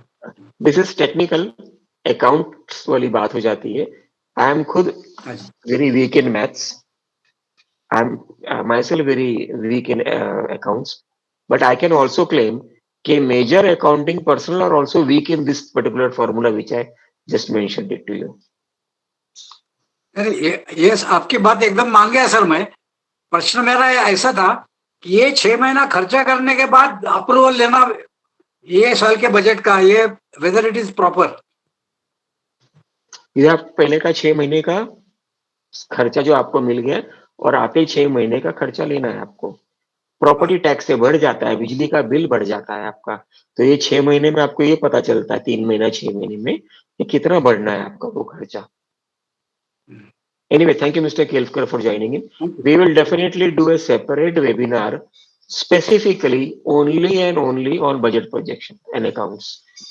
Right. Then I think I will be able to explain more in depth. आज इतना वक्त नहीं है केलकर साहब। Thank you, sir. Next question is by Mr. Basant Chakraborty. Good evening everyone. Sir मेरा एक सवाल है, मतलब ये ऐसा सवाल है ये कि अब तक कोविड के बाद कोई भी हमारे यहाँ पर सोसाइटी में एजीएम नहीं हुआ, बिना एजीएम लिए मेंटेनेंस बढ़ा दिया गया, तो सोसाइटी वालों ने मतलब है ना, और उनको कहते थे कि एनुअल जनरल मीटिंग रखो, लेकिन तो भी वो नहीं रख रहे थे। तो सोसाइटी ने मिलकर के ये मैनेजिंग कमेटी को नोटिस एक लेटर दिया कि आप मीटिंग हम सोसाइटी कंडक्ट करेगी, और इस वजह से सारे लोगों ने 26 को एक मीटिंग कंडक्ट की और वहां पे सभी जो कमेटी मेंबर्स हैं उनको बुलाया और उनमें से कोई भी अटेंड नहीं किया। तो क्या इन कमेटी मेंबर को हम बर्खास्त कर सकते हैं? तो जब हमने बोला बर्खास्त रखने की मांग की और हमने बोला रजिस्टर को हम लेटर लिखेंगे, तो उन्होंने बोला उनकी 10 मंथ्स की टेनर अभी भी बाकी है और वो कोई हिसाब किताब नहीं देंगे। ये जो भी 5 सोसाइटी में ए बी करके है, तो सारे सोसाइटी वालों ने बोला हम इनको बर्खास्त भी करेंगे और साथ ही हम अपना अलग से सोसाइटी बनाएंगे। तो क्या ये सारी पॉसिबिलिटी है? और इस सारे मामले में हमें कौन गाइड कर सकता है प्रॉपर्ली, ताकि वो जो उन्होंने जो बहुत सारे खर्चे से छुपाए हुए और वो मीटिंग भी कंडक्ट नहीं करवा रहे, तो कैसे हो सकता है ये सारा? आप अपने वार्ड के रजिस्ट्रार को मिलिए और उनसे ये चर्चा करिए इस चीज को, they might be able to guide you. अच्छा सर, आपके पास कोई आपको एक होता है जो consultation? As I told you कि in this webinar we do not provide any consultation. अच्छा, so hence please do not ask sir, such questions. Separately, sir. Okay, sorry, sir. Next question is by Swati Kamath. नमस्कार sir. नमस्कार ma'am. मला की meeting मध्ये secretary हजर नसतील आणि chairman meeting घेत असतील तर त्या सभेला अध्यक्षाची गरज नसते का? General body meeting general body members की है, मैनेजिंग कमेटी का मेंबर का अस्तित्व या प्रेजेंस की रिक्वायरमेंट नहीं होती है। अगर मैनेजिंग कमेटी के कुछ मेंबर आके वहां पे जवाब तलब कर सकते हैं तो आपका जनरल बॉडी मीटिंग आप कंटिन्यूसली कंडक्ट कर सकते हैं, लेकिन मीटिंग में चेयरमैन या तो प्रेसिडेंट ये होना जरूरी है।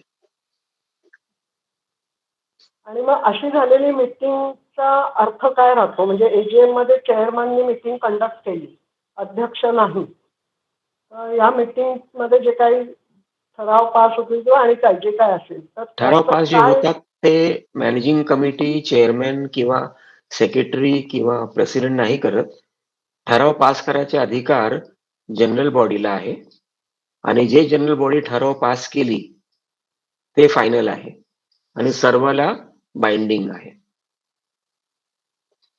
पण मग अध्यक्ष नाही तरी त्याचं काही म्हणजे हे जनरल नाहीये. बॉडीमध्ये ठराव- अध्यक्ष नसतो मॅडम. जनरल त्याला बॉडीमध्ये AGM फक्त एजीएमच म्हणतो. एजीएम में सर्व जनरल बॉडीज असतात, फक्त प्रेसिडेंट असतात आणि जनरल बॉडी मेंबर्स असतात. जे सेक्रेटरी आहे तिकडे तो पण जनरल बॉडी मेंबरच असतो, त्याला पण वोट करायचा, प्रपोज करायचे अधिकार आहे.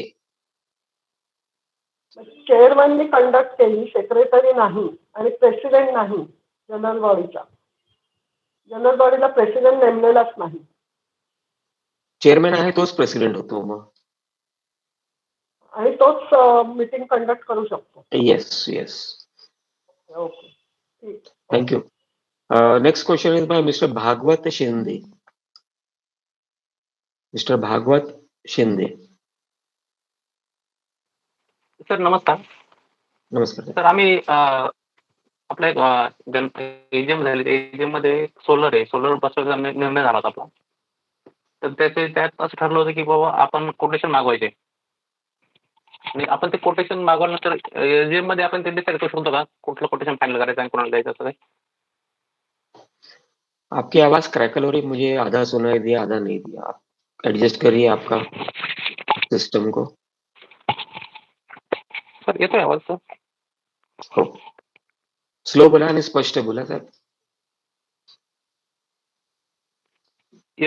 एजीएम मध्ये सर आपण हॅलो सर आपण एजीएम मध्ये ना सोलर विकायचं ठरवलं होतं. सोलार सिस्टम आणि बसवायला नवीन सोलर ठरवलेलं होतं. ओके हो हो म्हणजे जे गरम पाण्यात ओके. ठरलेलं होतं. तर त्याच्या संदर्भात आपण कोटेशन घेऊन एजीएम मध्ये मिस्टर शिंदे आपका लाइन बरोबर नहीं है इंटरनेट का, तो आई कांट लिसन और अंडरस्टैंड एनीथिंग. आप थोड़ी देर के बाद में आ जाइए. Next question is bye Rakesh Malhotra. Thank you sir. और आपने जो प्रोजेक्शन रिपोर्ट के बारे में भी आप नेक्स्ट टाइम ले रहे हो इसके लिए थैंक्स सर. मेरा क्वेश्चन था कि नॉर्मली जनरल एजीएम का तो सभी को पता होता है कि लास्ट ईयर का एजीएम का मिनट जो है इस एजीएम में पास करके लेना है और वैसे वो पास भी करते हैं उसका रीड आउट करके. और जैसे मैंने अभी समझा, मैं भी गलत हो सकता हूँ जिस समझने में, कि जनरल बॉडी मीटिंग और स्पेशल जनरल बॉडी का मीटिंग जो होता है कि वो नेक्स्ट जनरल बॉडी मीटिंग में या स्पेशल जनरल मीटिंग में उसका मिनट जब रीड करेंगे लास्ट एजीएम या सॉरी स्पेशल जनरल बॉडी और जनरल बॉडी मीटिंग का, तो उस टाइम नॉर्मली लोग कोई रीड आउट ही नहीं करते वो जो मिनट्स होते हैं लास्ट जनरल बॉडी मीटिंग का. तो उस टाइम फिर कैसे ऑब्जेक्शन ले, और ऑब्जेक्शन लेते तो भी उनको पता नहीं रहता कि ये रीड आउट करना, उनको पता है कि एजीएम का ही वो मिनट से रीड करना होता है. सर इसके बारे में कुछ अभी आप उनको ये वाला वीडियो दिखा दीजिएगा आज का. ऐसे और भी वीडियोस हैं सिमिलरली. एसजीएम के ऊपर हम लोग पहले भी वीडियोस कर चुके हैं, एजीएम के ऊपर भी कर चुके हैं. आप एक्ट में देख लीजिए, आपका बायलॉज रीड कर लीजिए, सब लिखा हुआ है सर उसके अंदर.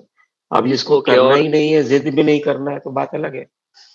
ओके, और जिसने आपने जो सिर्फ बताया कि कितने टाइम वो रेक्टिफाई करेंगे, इसके लिए वो नेक्स्ट मीटिंग में उसको रीड आउट करना है। ओके सर, और एक क्वेश्चन पूछ सकता हूँ मैं? और आपको रीड आउट क्यों करना है? जब आपको मिनट्स डिस्ट्रीब्यूट करके घर पे आता है तो घर में बैठ के रीड आउट करो ना। जनरल बॉडी में टाइम क्यों खराब करना है रीड आउट करने के लिए? नहीं, उसमें बोले कि जनरल बॉडी में वो रीड करेंगे कि ये हम पास कर रहे हैं लास्ट ईयर मैं का वही जनरल आपको बॉडी पूछ रहा हूँ लास्ट। मल्होत्रा साहब कि जनरल बॉडी में आपको रीड क्यों करना है? जनरल बॉडी में अप्रूव करना है खाली। घर में आपको दिया है रीड करने के लिए 10 पेज का मिनट्स, आप उसको चना कुरमुरा के लिए यूज करने वाले हो या रीड करने के नहीं लिए करने वाले हो? नहीं, जैसे आपने बताया कि मैं एक बार ये करूंगा, ऑब्जेक्शन करेक्ट करूंगा, फिर से वो करेक्ट करेंगे तो फिर से कोई तो और भी उसमें ऊपर रिएक्शन कर देंगे उसको ऊपर। तो इसके लिए जब जनरल बॉडी मीटिंग होता है तो उस टाइम वो मिनट्स पास करना है, लास्ट टाइम का जनरल बॉडी का मिनट्स। आप उस समय अप्रूव करके पास करना है, आपको रीड करना है हाँ, कि रीड अप्रूव। करोगे? ओके कैसे करोगे? अभी आपका मिनट्स 15 पेज का बन गया, ओके 15 पेज का मिनट बना है। ठीक है, आपको क्या लगता है कि 15 पेज को रीड करने के लिए कितना टाइम लगने वाला है? नो प्रॉब्लम सर, हमें जस्ट अप्रूव नहीं, करना है मुझे ऐसा जस्ट बताइए एक। मल्होत्रा साहब, मुझे ये बताइए 15 पेज का मिनट्स है, उसको रीड करने के लिए कितना टाइम लगने वाला है? मोरे साहब नहीं किती करेक्ट, टाइम लागणार? नहीं बरोबर सर, आप जो बोल रहे हो एक परफेक्टली मिनिट, बोल रहे मोरे हो। साहेब को बोलने दो. आधा लोंढे आधा साहेब घंटा जाएगा सर, तुमच्याकडे आधा पण पौना येतो. घंटा. रीड सांगा मला 15 पेज रीड करायला किती टाइम लागणार आहे? मोरे साहेब क्या लगता है आपको? माझ्या मते तर अर्धा तास लागेल, कारण की लोक त्याच्यावर परत ऑब्जेक्शन घेत राहणार आणि फालतू डिस्कशन फुकट होणार. बरोबर ना? एक पेजला रीड करायला माझा अंदाज असा आहे की 5 से 6 मिनिट लागते. ठीक आहे ना? एक पेज रीड करायला कुठलं पण साधारण असेल तर. आता 15 पेज म्हणजे किती झाले? किती झाले साहेब 15 पेजचं? 45 मिनिट 90 मिनट 75 90 एक 90 घंटा तो मिनट. गया उसमें. हाँ, तो 1.5 घंटा आप खाली मिनट्स रीड करने में लगाओगे तो जनरल बॉडी के लोग बोलेंगे कि सेक्रेटरी पागल हो गया है क्या? इधर बोर करने के लिए हमको बुलाया, काम धंधा करने को बुलाया, कुछ कोटेशन पास करने को बुलाया, या मेंटेनेंस बढ़ाने को बुलाया, या अकाउंट्स को चर्चा करने के लिए बुलाया, कि मिनट्स रीड करने के लिए बुलाया? और मैं आपसे ये पूछता हूँ कि जब भी आपको कॉपी मिनट्स की घर पे दिया हुआ है, आपने क्या किया उस समय?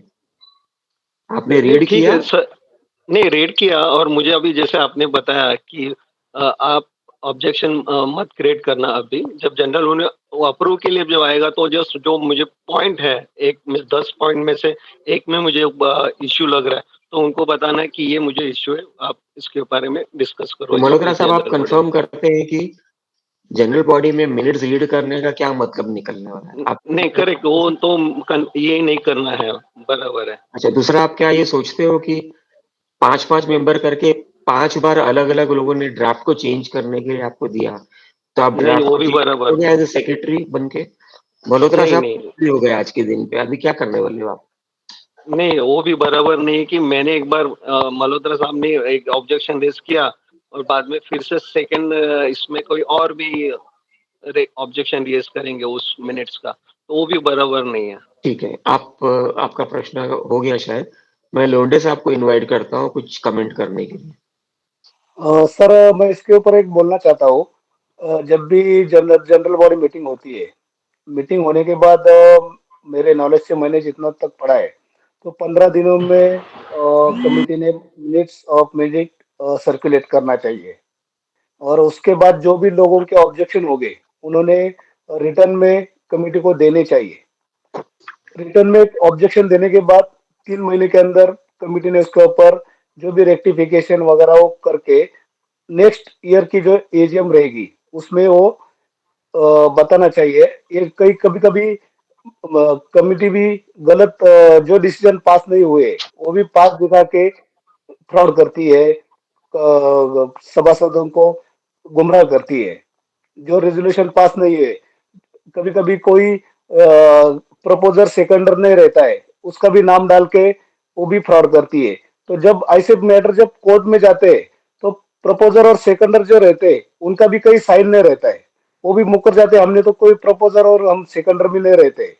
तो जो भी अपने एजीएम के जो मिनट्स आपको मिलते हैं, तो आपने जब मीटिंग में आप एक तो पहले रिकॉर्डिंग किया कीजिए, वीडियो रिकॉर्डिंग, वो तो अच्छा एक आपको सबूत बन जाता है कि ये रिजोल्यूशन पास हुआ था या नहीं हुआ था। और आपके जो भी ऑब्जेक्शन है, एक कॉपी आप उसको बना के आपको जिस पॉइंट पे आपने ऑब्जेक्शन दिया है उसका पॉइंट का ऑब्जेक्शन लिखकर इस पर ये रिजोल्यूशन पास हुआ नहीं था, लेकिन मैनेजिंग कमेटी में गलत तरीके से ये पास दिखाया है। जो भी उन्होंने पैसा खर्चा किया होता है, लोग पास नहीं करते उसको, लेकिन वो अपना मनमानी कारोबार करके लोगों को पास दिखाकर वो पैसा हड़पना चाहते हैं या गलत तरीके से ये करना चाहते हैं। तो 15 दिन जब मनी कमिटी मिनट्स आपको शेयर करती है, हार्ड कॉपी सॉफ्ट कॉपी जो भी है, उस आप ठीक तरीके से पढ़िए, आपको पास वीडियो रिकॉर्डिंग होगा, तो आप उसको टैली करके उसके ऊपर ऑब्जेक्शन आप रिटर्न में कमिटी को दीजिए और एक कॉपी डिप्यूटी रजिस्ट्रार को भी दे दीजिए। और उसके बाद उन्होंने एक्शन नहीं लिया तो नेक्स्ट ईयर की जो एजीएम होगी उसमें आप उसके उस रिजोल्यूशन को पास मत कीजिए। Thank you sir. ठीक है, मोरे साहब आपका comment please.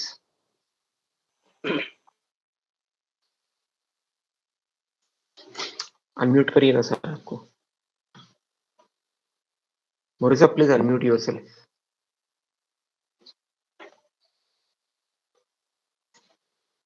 Please unmute yourself More साहब।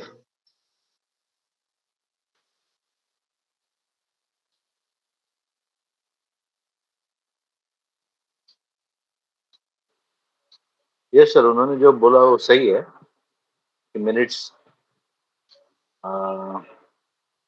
Sorry, I was a little bit misguided. I was doing something. So I'll tell you later on. Okay.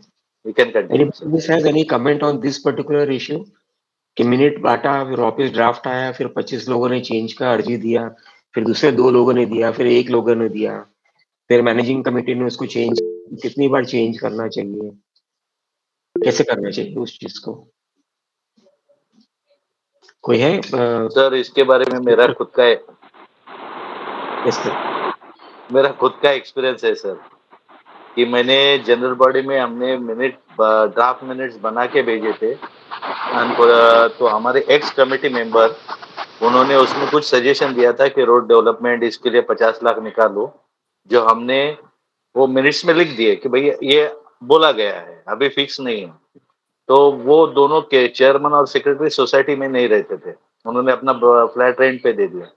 उनको बाकी मेंबर ने कहा कि आपका नाम वो मिनट्स में बहुत आया है, तो उन्होंने सीधा पुलिस कंप्लेंट किया। दोपहर को 2-2:30 बजे हमको बड़ी धूप में बुलाया। फिर सीनियर इंस्पेक्टर ने पूछा, तो मैंने कहा था उनको कि सर ये ड्राफ्ट मिनट है, चेंज करना है तो कर सकते हैं। तो सीनियर इंस्पेक्टर ने कहा सर आप चेंज करके मुझे भी एक कॉपी दे देना। तो मैंने मेरा ड्राफ्ट मिनट्स में पहले ही इसमें लिख के दे दिया कि इन्होंने ऐसा कंप्लेंट किया था, इसकी वजह से ये पॉइंट हमने डाला है, वो आपको समझ लेना चाहिए। तो मिनट्स तो चेंज कर सकते हैं, लेकिन वापस वही करना अच्छा ही नहीं, क्योंकि it is a waste of time of the member as well as clarify. More साहब आप एडवोकेट हैं, आप जानते हैं कि एक अधिकारी ने एक ऑर्डर पे साइन कर दिया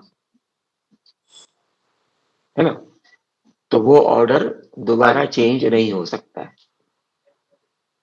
उसमें खाली क्लरिकल मिस्टेक है, कुछ एरर है, समझो डेट में एरर है या स्पेलिंग मिस्टेक है, है ना, प्रकाश के जगह में आकाश लिख दिया, तो वो करने के लिए शुद्धि पत्र निकाल सकता है। लेकिन मिनट जो उसका ऑर्डर है उसको चेंज करने का अधिकार उसी अथॉरिटी को नहीं है, सेम अथॉरिटी जो बनाता है उसी को नहीं है। अब आपसे मैं ये पूछता हूँ कि एजीएम में जो मिनट्स पास किया, अगर वो एक लीगल प्रोसीडिंग नहीं है, कानूनी प्रोसीडिंग है ना, it is a legal proceeding. अगर एक लीगल प्रोसीडिंग है और मैंने मैनेजिंग कमेटी के मिनट में मेरे एडमिनिस्ट्रेटिव और गवर्निंग अथॉरिटी में मैंने उसको सिग्नेचर करके ठप्पा लगा के आपको दे दिया मिनट्स, क्या अब वो मिनट को मैं खुद ही चेंज कर सकता हूँ क्या? नहीं, without the permission of the general. नहीं, जनरल बॉडी का भी नहीं हो सकता है वो। आपने मिनट बना दिया, सिग्नेचर कर दिया, ठप्पा लगा दिया, क्लरिकल मिस्टेक के अलावा आप उसमें और कोई चेंज नहीं कर सकते। यस सर, ये कानून का फर्स्ट रूल है कि an authority which has signed that order और minutes cannot himself change it now. That has to be Cannot changed by the next Right. authority. So in this case, the next authority is only the cooperative court only. Right. So I will just explain. But sir, to our, yeah, please. I will just explain. आपको जो society में general body meeting होती है, it is a legal proceeding, क्योंकि उधर president बैठा है ना, प्रेसिडेंट बैठा है, उसके नेतृत्व में अधिकार में ये मीटिंग हो रही है. You are all bound by him. अगर उसने आपको ऑर्डर दे दिया कि अनिल भाई आप शोर कर रहे हो मीटिंग में, मीटिंग से बाहर निकलो, तो आपको उसको ओबे करना ही करना है. नहीं तो उसका अधिकार है कि भाई नहीं सुन रहा है मेंबर, मीटिंग को मैं सीनी डाई अर्जेंट करता, परमानेंटली एडजेंट कर रहा हूं मैं, मीटिंग खत्म. अब एक बार उसने मीटिंग खत्म और मिनट्स में लिख दिया कि इस कारण से मीटिंग खत्म, उसके बाद में आप कोई भी प्रोसीडिंग्स नहीं कर सकते, कोई भी एजेंडा, कोई भी नोट नहीं ले सकते आप वहां पे. तो ही इज द जज of that particular meeting. Right, sir. क्योंकि उसका डिसीजन फाइनल है. Right. सिमिलरली जब मिनट्स को मैनेजिंग कमेटी के मीटिंग में ड्राफ्ट करके अप्रूव किया जाता है आपको भेजने के लिए, तो वो आप खुद चेंज नहीं कर सकते अभी, एक्सेप्ट फॉर क्लरिकल मिस्टेक्स. आप बोलोगे कि भाई प्रकाश के जगह में आकाश लिख दिया, तो आप बोल सकते हो कि सर मेरा नाम प्रकाश है, आकाश नहीं है, आप मिनट्स में ये चेंजेस करो करके. आप बोलोगे कि मैं था ही नहीं, मैं लेकिन सर अगर माइनर चेंजेस कर, माइनर चेंजेस नहीं. Mister Malhotra please mute yourself sir. Minor clerical changes, typographical changes आप कर सकते हो. typographical. But the meaning of the sentence is not changed. No, it is defined under Civil Procedure Code also. Civil procedure code में defined है कि आप क्या change कर सकते हो, क्या नहीं कर सकते हो. तो आप अपना ऑर्डर, अपना मिनट्स, अपना रेजोल्यूशंस, वो सब चेंज नहीं कर सकते हो आप. ओके. लेकिन आपको चेंज करना है, आप दुखी हो उस चीज से, आपको कोऑपरेटिव कोर्ट में जाके इसको बोलना पड़ेगा कि ये परिस्थिति है. वहां पे वो मिनट्स को सेट असाइड करेगा या उतना पोर्शन डिलीट करेगा या जो भी कुछ करना, वो सुनवाई होगी उसकी, तब जाके कर सकते हो. ओके. लेकिन जनरल बॉडी में मिनट्स पास किया हुआ है और अलग अलग 4-4, 5-5 लोग अलग अलग चीज बोलते हैं, तो आप ड्राफ्ट मिनट्स को चेंज नहीं कर सकते. उसमें आप ये बोल नहीं सकते हो कि मैं तो मीटिंग अटेंड नहीं किया, लेकिन फिर भी मेरा ऑब्जेक्शन है, उसको अधिकार है ऑब्जेक्शन रेज करने का. तो क्या आप चेंज करते जाओगे? आप बोलोगे कि मैंने मीटिंग अटेंड नहीं किया, इसके लिए मेरे को पास ये रेजोल्यूशन मंजूर नहीं, आप मेरा ऑब्जेक्शन रिकॉर्ड करो मिनट्स में. अभी मिनट्स में कैसे रिकॉर्ड करोगे जब आप थे ही नहीं वहां पे? तो yes sir. Sir you have said rightly in the beginning कि आपका जो मिनट्स रहता है वो to be crisp and crunchy रहना चाहिए. Exactly. To the resolution this is approved and I am also of that, I am practicing that only कि it should not be descriptive more and more like stories. Picture story नहीं लिखना है, इन्होंने इसने ऐसे बोला फिर उन्होंने. So it should be either approved or not approved, that's all. Whatever it is there, that discussion has gone. Take opinion of mister Ramesh Kelkar also. He is a senior person in all this matters, knowledgeable person. Mister Kelkar, your comments please. Sir आपने एकदम मुझे तारीफ कर दी है, ठीक नहीं है. ऐसा है कि ड्राफ्ट मिनट्स भेजने के बाद 15 दिन के अंदर चेहरे पे अगर एक मुस्कुराहट आ सकती है मेरे तारीफ से. Yes, thank you so much sir. अगर किसी की भी चेहरे में मुस्कुराहट आ सकती है एक तारीफ से, अगर मन का दुख या तनाव कम हो सकता है, तो मुझे ऐसा लगता है कि हर किसी को कुछ ना कुछ तारीफ करते रहनी चाहिए. Thank you for your compliment sir. Yes sir, please. ऐसा कि ड्राफ्ट मिनट्स भेजने के बाद एक उसमें लिखा रहता है कि if you have any comments और suggestions you can inform with in 15 days. अभी फॉर एग्जांपल लास्ट ईयर ऐसी बात हो गई हमारे एजीएम में, व्हेन एक रेजोल्यूशन पास होने के पहले ऑब्जेक्शन उठाया गया. अभी जिसने ऑब्जेक्शन लिया उसका ही नाम प्रपोजल करके एजीएम के मिनट्स में आ गया. केलकर साहब थोड़ा डिस्टर्ब करूंगा आपको. Required because the person was not propose that resolution. Hold on mister Kelkar, hold on. हाँ मेरे जी, को ये समझ में बताइए कि ड्राफ्ट मिनट्स क्यों बोल रहे हैं आप उसको? ड्राफ्ट मिनट्स का मतलब उसको आप चेंज कर सकते हो। हाँ जी, अब सिविल प्रोसीजर कोड के हिसाब से आप चेंज नहीं कर सकते उसको। अच्छा, और मिनट्स में आप ऐसा नहीं लिख सकते हो कि मैंने मिनट बनाया हुआ है, आप अप्रूव करो तो मैं फाइनल करूंगा। अप्रूव करने का काम सब नेक्स्ट एजीएम में है। बीच में आप अप्रूव नहीं कर सकते सर। अच्छा, अच्छा, अच्छा, ये आप कंफ्यूजन इसलिए क्रिएट किया हुआ है, किसी ने पी पाके वो बायलॉज में ये क्लॉज डाल दिया हुआ है। बायलॉज में है सर, बायलॉज में। हाँ, तो किसी ने पिया होगा एक जमाने में और कुछ हाँ, भी डाल दिया। अभी जैसे बायलॉ में ये है कि अ, वो 2 रुपया पर पेज वाला जो फंडा है वो हाँ, 10 रुपए है उसमें, 10 रुपया बायलॉज है में। और 2 रुपये यहाँ पे लिखा हुआ है। हाँ जी, हाँ जी, अब वो बायलॉज में ही लिखा हुआ है कि भाई ये एसोसिएट मेंबर ये है। आप क्या बिलीव करना चाहते हो? Act, MCS act.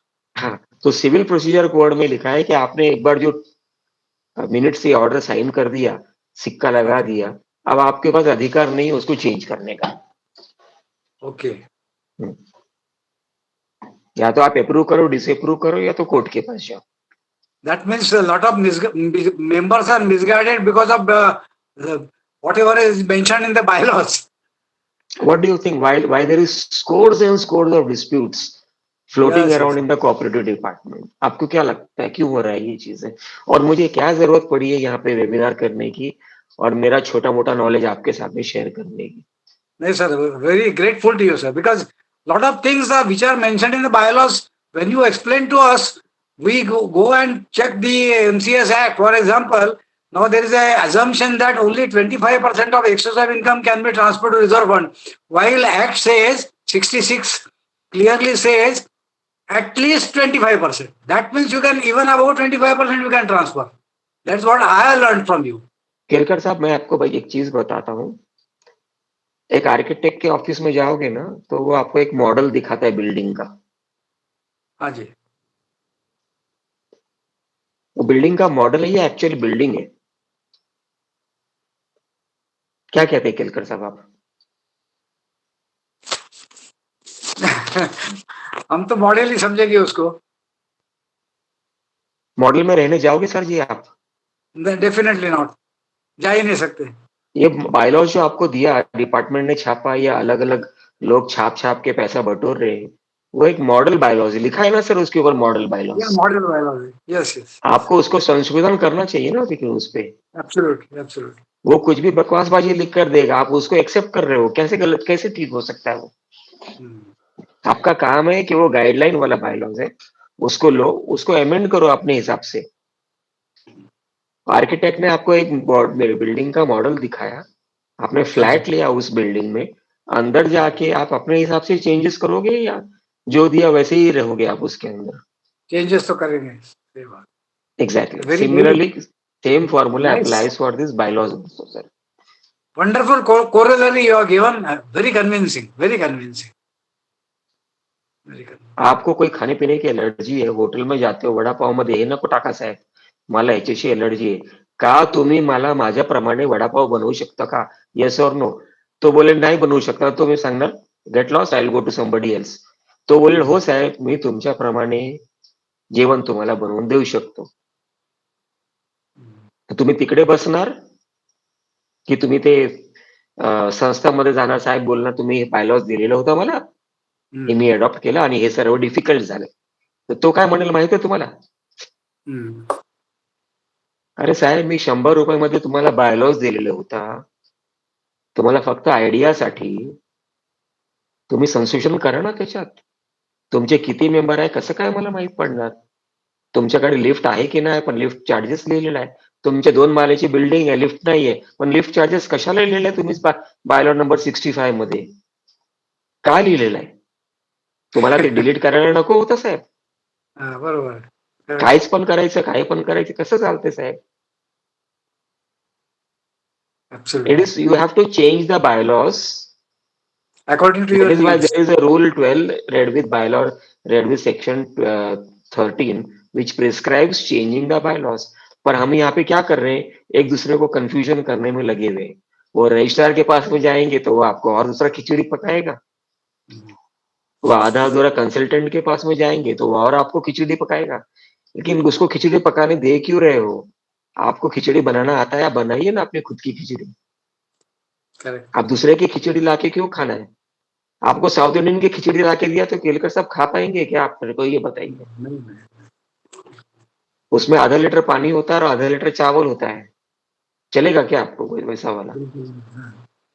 Unfortunately, but the reality at present is the same what you are describing. मोरे साहब, आप कुछ बोलना चाह रहे थे? कुछ नहीं sir, continue. I have already Okay. Talked sir. वही Yeah, एक खाली पॉइंट I था want कि I want one comments on from people कि why do you want to put in that word के draft bylaws? कितनी बार चेंज करने का है उसको?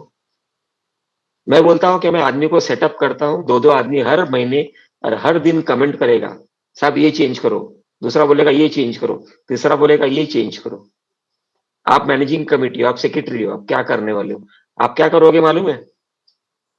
4 लाइन का लिखेगा, I am resigning herewith, please accept my reservation, जाओ। परत परत कोण चेंज करणार? Once the accounts is audited, the audit report is given, are you going to say please change the audit report? Are you going to say please change the account statement, the balance sheet, the income and expenditure? Are you going to say yes or no is the question. If you cannot say, you cannot tell the audit report na, नहीं मी general body है, supreme है, मी change करा audit report, can you say that? No. Just because there is some stupid clause in the bylaws of draft minutes, you are confusing yourself totally. Totally, yes. And take the matter to the court, cooperative court or to the civil court or to the criminal court. वो बोलेगा कितना बायलॉस, कितना minutes बनाया? वो बोला साहब मेरे को तो अभी ऐसे 25 एप्लीकेशन आया था अलग अलग टाइम पे, ये मैंने ड्राफ्ट 25 चेंज किया। अब उसको ये पूछा जाएगा कि 25 ड्राफ्ट लेकर आओ, कोर्ट में जमा करो, इस सब पे सुनवाई होगी। तो आप क्या जवाब देने वाले हो उधर? You have to rise up and prepare a proper bylaws for your own society, tailor-made, customized to your own requirement. Absolutely right sir.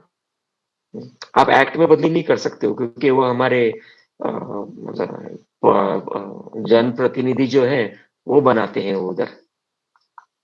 लेकिन बायलॉस तो आपको बनाना है, आपको अधिकार दिया हुआ है बायलॉस चेंज करने का, बनाने का।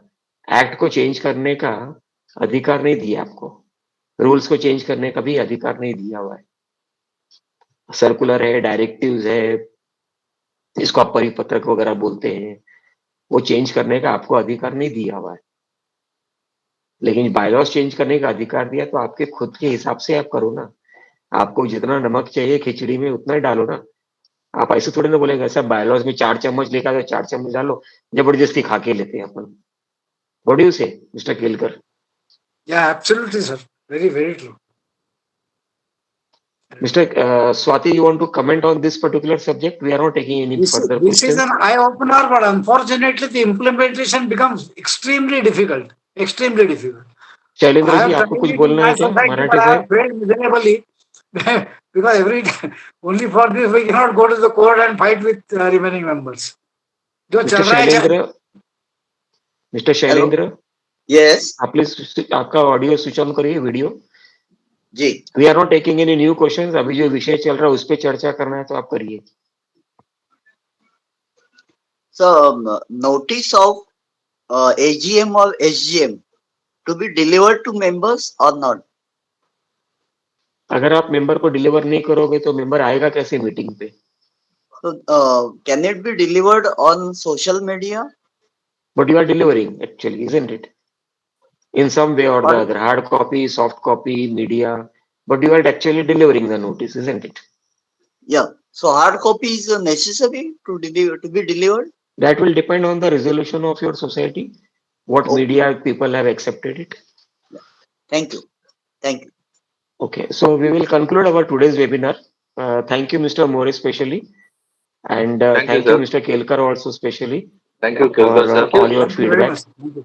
Hello, thank you Shiva sir, sir. आपने इतना प्रॉपरली समझा एंडिंग में sir question. Okay. Sir So, Thank with the you. permission of all our friends, we will conclude today's webinar. Thank you, all friends, for attending and Hemanji, thank you supporting very much, sir. this knowledge and experience sharing webinar. Wishing all Thank friends you, a sir. healthy Hemanji, and peaceful life forward. Thank you, everybody. धन्यवाद Hemanji, sir. thank you. Thank you, sir. Hemanji, Thank you, thank you sir. very Thank much, you. sir. Thank you, sir. Thank you. Thank you, Hemant sir. Thank you so much. Thank you. Bye-bye. Thank you, sir, Hemanji.